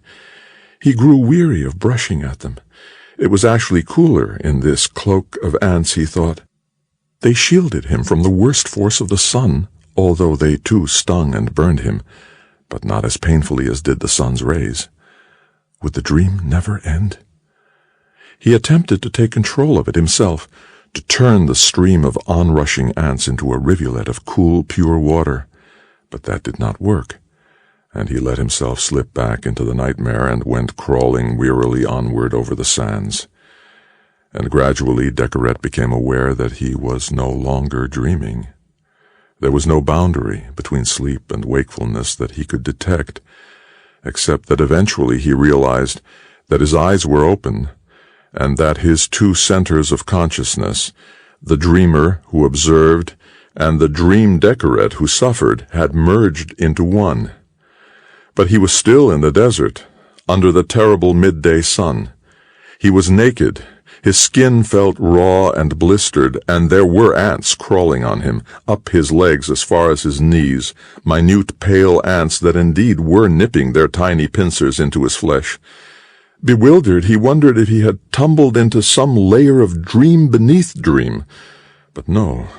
So far as he could tell, this was the waking world. This was the authentic desert, and he was out in the midst of it. He stood up, brushing the ants away, and as in the dream they gripped him even at the cost of their heads, and looked about for the campsite. He could not see it. In his sleep he had wandered out onto the bare, scorching anvil of the open desert, and he was lost. "Let this be a dream still," he thought fiercely, "and let me awaken from it in the shade of Bajazid's floater." But there was no awakening. Decoret understood now how lives were lost in the desert of stolen dreams. "Bajazid!" he called. "Bajazid!" 9. Echoes came back to him from the distant hills. He called again, 2, 3 times, and listened to the reverberations of his own voice, but heard no reply. How long could he survive out here? An hour, 2? He had no water, no shelter, not even a scrap of clothing. His head was bare to the sun's great blazing eye. It was the hottest part of the day. The landscape looked the same in all directions, flat, a shallow bowl swept by hot winds. He searched for his own footprints, but the trail gave out within yards, for the ground was hard and rocky here, and he had left no imprint. The camp might lie anywhere about, hidden from him by the slightest of rises in the terrain. He called out again for help, and again heard only echoes. Perhaps if he could find a dune, he would bury himself to his neck and wait out the heat that way, and by darkness he might locate the camp by its campfire. But he saw no dunes. If there were a high place here that would give him a sweeping view, he would mount it and search the horizon for the camp. But he saw no hillocks. What would Lord Steinmont do in such a situation, he wondered, or Lord Thimmen, or one of the other great warriors of the past? What is Decoret going to do? This was a foolish way to die, he thought, a useless, nasty, ugly death. He turned and turned and turned again, scanning every way. No clues, no point in walking at all, not knowing where he was going. He shrugged and crouched in a place where there were no ants. There was no dazzlingly clever ploy that he could use to save himself. There was no inner resource that would bring him against all the odds to safety. He had lost himself in his sleep, and he would die just as Golitor Lasgia had said he would, and that was all there was to it. Only one thing remained to him, and that was strength of character. He would die quietly and calmly, without tears or anger, without raging against the forces of fate. Perhaps it would take an hour, perhaps less. The important thing was to die honorably, for when death is inevitable, there's no sense making a botch of it. He waited for it to come. What came instead, 10 minutes later, half an hour, he had no way of knowing, was Seraphane Renalian. The Vroon appeared like a mirage out of the east, trudging slowly toward Decoret, struggling under the weight of 2 flasks of water, and when he was within 100 yards or so, he waved 2 of his tentacles and called, "Are you alive?" "More or less." "Are you real?" "Real enough, and we've been searching for you half the afternoon." In a flurry of rubbery limbs, the small creature pushed one of the flasks upward into Decoret's hands. "Here, sip it. Don't gulp. Don't gulp! You're so dehydrated you'll drown if you're too greedy." Decoret fought the impulse to drain the flask in one long pull. The Vroon was right. Sip, sip, be moderate, or harm will come. He let the water trickle into his mouth, swished it around, soaked his swollen tongue in it, finally let it down his throat. Another cautious sip. Another, then a fair swallow. He grew a little dizzy. Seraphane Renalian beckoned for the flask. Decoret shook him off, drank again, rubbed a little of the water against his cheeks and lips. "How far are we from the camp?" he asked finally. 10 minutes. Are you strong enough to walk, or shall I go back for the others?" "I can walk." "Let's get started, then." Decoret nodded. "One more little sip." "Carry the flask. Drink whenever you like. If you get weak, tell me and we'll rest. Remember, I can't carry you." The Vroon headed off slowly toward a low sandy ridge perhaps 500 yards to the east. Feeling wobbly and light-headed, Decoret followed, and was surprised to see the ground trending upward. The ridge was not all that low, he realized, but some trick of the glare had made him think otherwise. In fact, it rose to 2 or 3 times his own height, high enough to conceal 2 lesser ridges on the far side. The floater was parked in the shadow of the farther one. Bajazid was the only person at the camp. He glanced up at Decoret with what looked like contempt or annoyance in his eyes and said, "Went for a stroll, did you? At noontime?" "Sleepwalking. The dream stealers had me. It was like being under a spell." Decoret was shivering as the sunburn began to disrupt his body's heat-shedding systems. He dropped down alongside the floater and huddled under a light robe. "When I woke, I couldn't see camp. I was sure that I would die." "Half an hour more and you would have. You must be 2/3 fried as it is. Lucky for you, my boy woke up and saw that you had disappeared." Decoret pulled the robe tighter around him. "Is that how they die out here? By sleepwalking at midday?" "One of the ways, yes." "I owe you my life." "You've owed me your life since we crossed Kulak Pass. Going on your own, you'd have been dead 50 times already. But thank the Vroon, if you have to thank anyone. He did the real work of finding you." Decoret nodded. "Where's your son? And Kamak Gran? Out looking for me also?" "On their way back," said Bajazid. And indeed, the Skandar and the boy appeared only moments later. Without a glance at him, the Skandar flung herself down on her sleeping mat. Dinatak Bajazid grinned slyly at Decoret and said, "Had a pleasant walk?" "Not very. I regret the inconvenience I caused you." "As do we." "Perhaps I should sleep tied down from now on." "Or with a heavy weight sitting on your chest," Dinatak suggested. He yawned. "Try to stay put until sundown at least, will you?" "So I intend," said Decoret. But it was impossible for him to fall asleep. His skin itched in 1,000 places from the bites of the insects, and the sunburn, despite a cooling ointment that Seraphane Renalian gave him, made him miserable. There was a dry, dusty feeling in his throat that no amount of water seemed to cure, and his eyes throbbed painfully. As though probing an irritating sore, he ran through his memories of his desert ordeal again and again. The dream, the heat, the ants, the thirst, the awareness of imminent death. Rigorously he searched for moments of cowardice, and found none. Dismay, yes, and anger, and discomfort, but he had no recollection of panic or fear. Good, good. The worst part of the experience, he decided, had not been the heat and thirst and peril, but the dream. The dark and disturbing dream.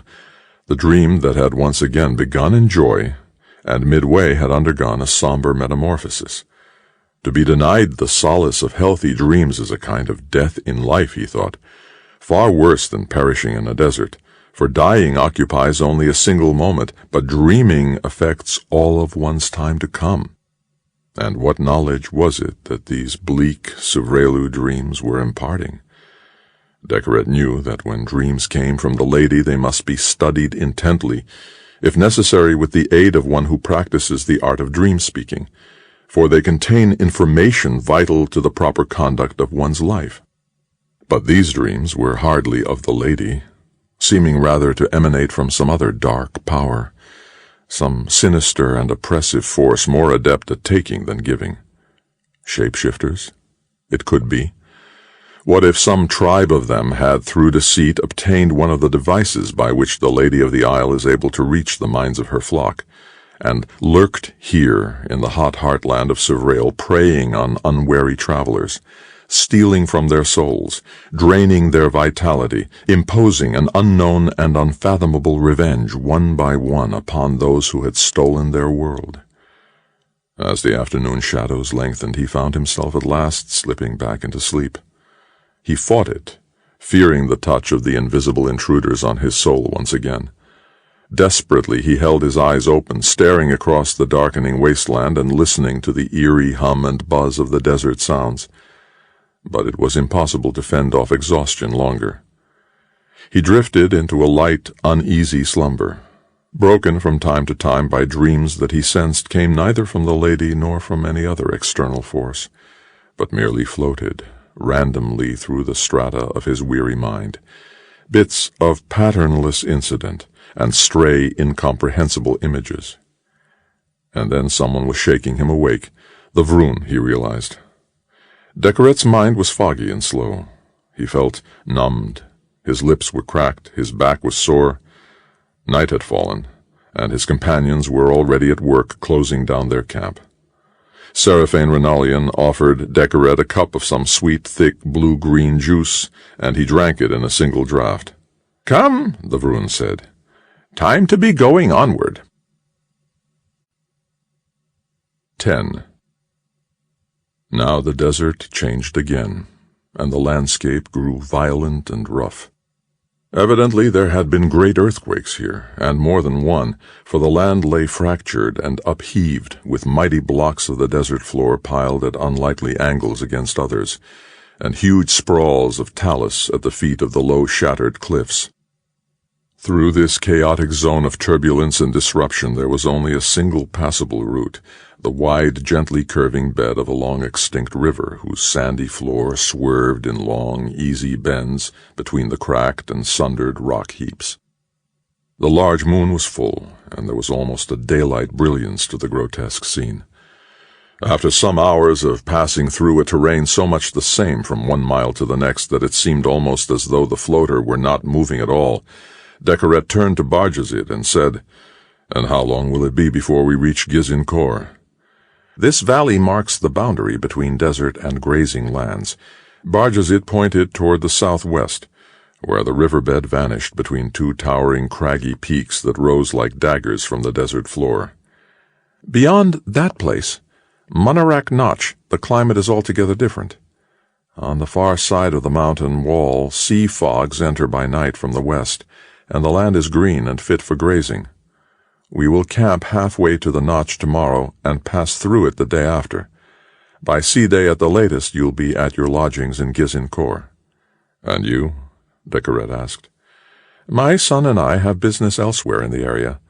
We'll return to Gizin Khor for you after 3 days? 5? 5 should be sufficient." "Yes, and then the return journey." "By the same route?"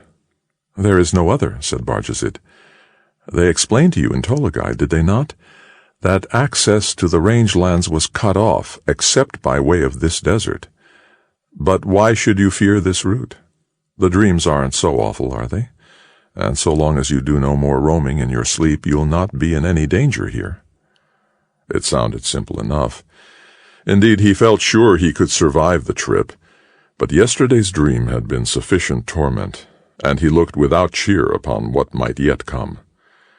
When they made camp the next morning, Decoret found himself again uneasy about entrusting himself to sleep at all.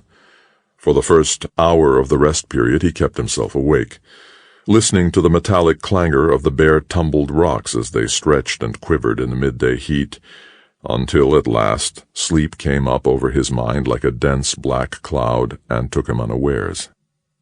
And in time a dream possessed him, and it was, he knew at its outset, going to be the most terrible of all. Pain came first. An ache, a twinge, a pang. Then, without warning, a racking explosion of dazzling light against the walls of his skull, making him grunt and clutch his head. The agonizing spasm passed swiftly, though, and he felt the soft sleep presence of Golator Lasgia about him, soothing him, cradling him against her breasts. She rocked him and murmured to him and eased him until he opened his eyes and sat up and looked around and saw that he was out of the desert, free of Suvrail itself. He and Golator Lasgia were in some cool forest glade, where giant trees with perfectly straight yellow-barked trunks rose to incomprehensible heights, and a swiftly flowing stream, studded with rocky outcroppings, tumbled and roared wildly past almost at their feet. Beyond the stream the land dropped sharply away, revealing a distant valley, and on the far side of it, a great gray saw-toothed, snow-capped mountain, which Decoret recognized instantly as one of the 9 vast peaks of the Kintor Marches. "No," he said. "This is not where I want to be." Golatorlazgia laughed, and the pretty tinkling sound of it was somehow sinister in his ears, like the delicate sounds the desert made at twilight. "But this is a dream, good friend. You must take what comes in dreams." "I will direct my dream. I have no wish to return to the Kintor marches. Look, the scene changes. We are on the Zimmer, approaching the river's great bend. See, the city of Nemoya, sparkling there before us." Indeed, he saw the huge city, white against the green backdrop of forested hills. But Golatorlazgia shook her head. "There is no city here, my love. There is only the northern forest. Feel the wind. Listen to the song of the stream. Here, kneel, scoop up the fallen needles on the ground. Nemoya is far away, and we are here to hunt." "I beg you, let us be in Nemoya." "Another time," said Golatorlazgia. He could not prevail. The magical towers of Nemoya wavered and grew transparent and were gone, and there remained only the yellow-boled trees, the chilly breezes, the sounds of the forest. Decoret trembled. He was the prisoner of this dream, and there was no escape. And now 5 hunters in rough black haggis-hide robes appeared and made perfunctory gestures of deference and held forth weapons to him, the blunt, dull tube of an energy-thrower, and a short, sparkling poniard, and a blade of a longer kind with a hooked tip. He shook his head, and one of the hunters came close and grinned mockingly at him, a gap-toothed grin out of a wide mouth stinking from dried fish. Decoret recognized her face and looked away in shame, for she was the hunter who had died on that other day in the Kintor marches 1,000 years ago. If only she were not here now, he thought the dream might be bearable. But this was diabolical torture, to force him to live through all this once again. Golatorlazgia said, "Take the weapons from her. The Steetmoy are running, and we must be after them." "I have no wish to—" "What folly to think that dreams respect wishes. The dream is your wish. Take the weapons." Decoret understood. With chilled fingers he accepted the blades and the energy-thrower and stowed them in the proper places on his belt. The hunters smiled and grunted things at him in the thick, harsh dialect of the north. Then they began to run along the bank of the stream, moving in easy loping bounds, touching the ground no more than 1 stride out of 5, and willy-nilly Decoret ran with them, clumsily at first, then with much the same floating grace. Golatorlazgia by his side kept pace easily, her dark hair fluttering about her face, her eyes bright with excitement. They turned left into the heart of the forest, and fanned out in a crescent formation that widened and curved inward to confront the prey. The prey. Decoret could see 3 white-furred Steetmoy gleaming like lanterns deep in the forest. The beasts prowled uneasily, growling, aware of intruders, but still unwilling to abandon their territory. Big creatures, possibly the most dangerous wild animals on Majipur, quick and powerful and cunning, the terrors of the Northlands. Decoret drew his poniard. Killing Steetmoy with energy-throwers was no sport, and might damage too much of their valuable fur besides. One was supposed to get to close range and kill them with one's blade, preferably the poniard, if necessary the hooked machete. The hunters looked to him. "Pick one," they were saying. "Choose your quarry." Decoret nodded. The middle one he indicated. They were smiling coldly. What did they know that they were not telling him? It had been like this that other time, too, the barely concealed scorn of the mountain folk for the pampered lordlings who were seeking deadly amusements in their forests, and that outing had ended badly. Decoret hefted his poniard. The dream Steetmoy that moved nervously beyond those trees were implausibly enormous, great heavy-haunched immensities that clearly could not be slain by one man alone, wielding only hand weapons. But here there was no turning back, for he knew himself to be bound upon whatever destiny the dream offered him. Now, with hunting horns and hand-clapping, the hired hunters commenced to stampede the prey.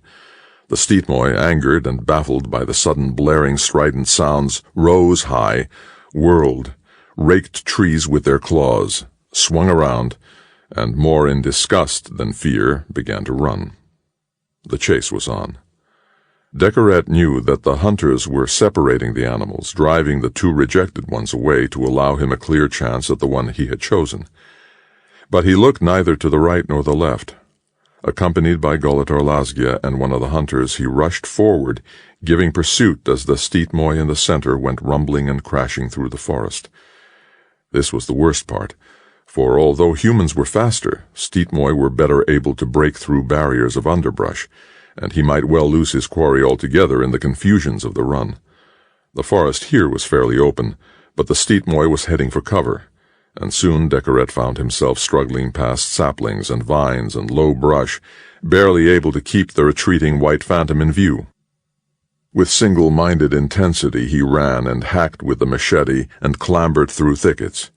It was all so terribly familiar. So much of an old story, especially when he realized that the steatmoy was doubling back, was looping through the trampled part of the forest as if planning a counterattack. The moment would soon be at hand, the dreaming Decoret knew, when the maddened animal would blunder upon the gap-toothed hunter, would seize the mountain woman, and hurl her against a tree, and Decoret, unwilling or unable to halt, would go plunging onward, continuing the chase, leaving the woman where she lay, so that when the squat, thick-snouted scavenging beast emerged from its hole and began to rip her belly apart, there would be no one to defend her. And only later, when things were more quiet and there was time to go back for the injured hunter, would he begin to regret the callous, uncaring focus of concentration that had allowed him to ignore his fallen companion for the sake of keeping sight of his prey. And afterward, the shame, the guilt, the unending self-accusations. Yes, he would go through all that again as he lay here asleep in the stifling heat of the Soufrelu desert, would he not? No. No, it was not that simple at all, for the language of dreams is complex, and in the thick mists that suddenly enfolded the forest, Decoret saw the steatmoy swing around and lash the gap-toothed woman and knock her flat, but the woman rose and spat out a few bloody teeth and laughed, and the chase continued. Or rather, it twisted back on itself to the same point, the steatmoy bursting forth unexpectedly from the darkest part of the woods and striking at Decoret himself, knocking his poniard and his machete from his hands, rearing high overhead for the death blow, but not delivering it. For the image changed, and it was Golator Lasgia who lay beneath the plunging claws while Decoret wandered aimlessly nearby, unable to move in any useful direction. And then it was the huntswoman who was the victim once more, and Decoret again, and suddenly and improbably old pinch-faced Barjazid, and then Golator Lasgia. As Decoret watched, a voice at his elbow said, "What does it matter? We each owe the divine a death. Perhaps it was more important for you then to follow your prey." Decoret stared. The voice was the voice of the gap-toothed hunter. The sound of it left him dazed and shaking. The dream was becoming bewildering. He struggled to penetrate its mysteries. Now he saw Barjazid standing at his side in the dark, cool forest glade. The steatmoy once more was savaging the mountain woman. "Is this the way it truly was?" Barjazid asked. "I suppose so. I didn't see it." "What did you do?" "Kept on going. I didn't want to lose the animal." "You killed it?" "Yes." "And then?" "Came back and found her. Like that." Decoret pointed. The snuffling scavenger was astride the woman. Golator Lasgia stood nearby, arms folded, smiling. "And then?" "The others came. They buried their companion. We skinned the steatmoy and rode back to camp." "And then? And then? And then?" "Who are you? Why are you asking me this?" Decoret had a flashing view of himself beneath the scavenger's fanged snout. Bajazid said, "You were ashamed?" "Of course. I put the pleasures of my sport ahead of a human life." "You had no way of knowing she was injured." "I sensed it. I saw it, but I didn't let myself see it. Do you understand? I knew she was hurt. I kept on going. Who cared? I cared. Did her tribesmen seem to care? I cared. And so, it mattered to me. Other things mattered to them." "You felt guilty?" "Of course." "You are guilty. Of youth, of foolishness, of naivete." "And you are my judge?" "Of course I am," said Bajazid. "See my face?" He tugged at his seamed, weather-beaten jowls, pulled and twisted until his leathery desert-tanned skin began to split, and the face ripped away like a mask, revealing another face beneath. A hideous, ironic, distorted face twisted with convulsive, mocking laughter, and the other face was Decoret's own. 11. In that moment, Decoret experienced a sensation as of a bright needle of piercing light driving downward through the roof of his skull. It was the most intense pain he had ever known, a sudden, intolerable spike of racking anguish that burned through his brain with monstrous force. It lit a flare in his consciousness by whose baleful light he saw himself grimly illuminated. Fool, romantic, boy, sole inventor of a drama about which no one else cared, inventing a tragedy that had an audience of one, seeking purgation for a sin without context, which was no sin at all, except perhaps the sin of self-indulgence. In the midst of his agony, Decoret heard a great gong tolling far away, and the dry, rasping sound of Bajazid's demonic laughter. Then, with a sudden wrenching twist, he pulled free of sleep and rolled over, quivering, shaken, still afflicted by the lancing thrust of the pain, although it was beginning to fade as the last bonds of sleep dropped from him. He struggled to rise and found himself enveloped in thick, musky fur, as if the steetmoy had seized him and was crushing him against its breast. Powerful arms gripped him. 4 arms, he realized, and as Decoret completed the journey up out of dreams, he understood that he was in the embrace of the giant Skandar woman, Kamak Gran. Probably he had been crying out in his sleep, thrashing and flailing about, and as he scrambled to his feet, she had decided he was off on another sleepwalking excursion and was determined to prevent him from going. She was hugging him with rib-cracking force. "It's all right," he muttered, tight against her heavy gray pelt. "I'm awake. I'm not going anywhere." Still she clung to him. "You're hurting me." He fought for breath. In her great awkward solicitousness, she was apt to kill him with motherly kindness. Decoret pushed, even kicked, twisted, hammered at her with his head. Somehow, as he wriggled in her grasp, he threw her off balance, and they toppled together, she beneath him. At the last moment her arms opened, allowing Decoret to spin away. He landed on both knees and crouched where he fell, aching in a dozen places, and befuddled by all that had happened in the last few moments.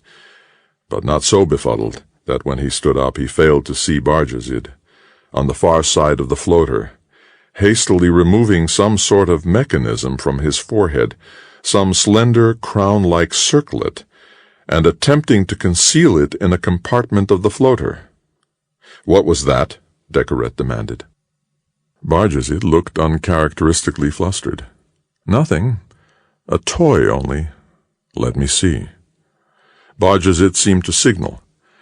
Out of the corner of his eye, Decoret saw Kamak Gran getting to her feet and beginning to reach for him again. But before the ponderous Skandar could manage it, Decoret had skipped out of the way and darted around the floater to Bajazid's side. The little man was still busy with his intricate bit of machinery. Decoret, looming over him as the Skandar had loomed over Decoret, swiftly caught Bajazid's hand and yanked it up behind his back. Then he plucked the mechanism from its storage case and examined it. Everyone was awake now. The Vroons stared goggle-eyed at what was going on, and young Dinitak, producing a knife that was not much unlike the one in Decoret's dream, glared up at him and said, "Let go of my father." Decoret swung Bajazet around to serve as a shield. "Tell your son to put that blade away," he said. Bajazet was silent. Decoret said, "He drops the blade, or I smash this thing in my hand." "Which?" Bajazet gave the order in a low, growling tone. Dinatak pitched the knife into the sand almost at Decoret's feet, and Decoret, taking one step forward, pulled it to him and kicked it behind him. He dangled the mechanism in Bajazet's face, a thing of gold and crystal and ivory, elaborately fashioned, with mysterious wires and connections. "What is this?" Decoret said. "I told you. A toy. Please, give it to me before you break it." "What is the function of this toy?" "It amuses me while I sleep," said Bajazet hoarsely. "In what way?" "It enhances my dreams and makes them more interesting." Decoret took a closer look at it. "If I put it on, will it enhance my dreams?" "It will only harm you, Initiate." "Tell me what it does for you." "That is very hard to describe," Bajazet said. "Work at it. Strive to find the words. How did you become a figure in my dream, Bajazet? You had no business being in that particular dream." The little man shrugged. He said uncomfortably, "Was I in your dream? How would I know what was happening in your dream? Anyone can be in anybody's dream." "I think this machine may have helped put you there, and may have helped you know what I was dreaming." Bajazet responded only with glum silence. Decoret said, "Describe the workings of this machine, or I'll grind it to scrap in my hand." "Please." Decoret's thick, strong fingers closed on one of the most fragile-looking parts of the device. Bajazet sucked in his breath. His body went taut in Decoret's grip. "Well," Decoret said. "Your guess is right. It lets me enter sleeping minds." "Truly? Where did you get such a thing?" "My own invention. A notion that I have been perfecting over a number of years." "Like the machines of the Lady of the Isle?" "Different, more powerful. She can only speak to minds. I can read dreams, control the shape of them, take command of a person's sleeping mind to a great degree." "And this device is entirely of your own making, not stolen from the Isle?" "Mine alone," Bajazet murmured. A torrent of rage surged through Decoret. For an instant he wanted to crush Bajazet's machine in one thick squeeze and then to grind Bajazet himself to pulp. Remembering all of Bajazet's half-truths and evasions and outright lies, thinking of the way Bajazet had meddled in his dreams, how he had wantonly distorted and transformed the healing rest Decoret so sorely needed, how he had interposed layers of fears and torments and uncertainties into that lady-sent gift, his own true blissful rest, Decoret felt an almost murderous fury at having been invaded and manipulated in this fashion. His heart pounded, his throat went dry, his vision blurred. His hand tightened on Bajazet's bent arm until the small man whimpered and mewed. "Harder, harder, break it off." "No."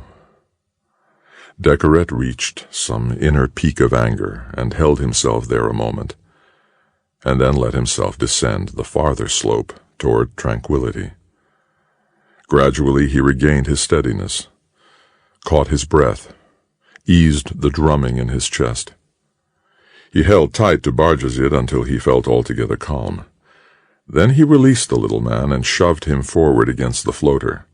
Bajazet staggered and clung to the vehicle's curving side. All color seemed to have drained from his face.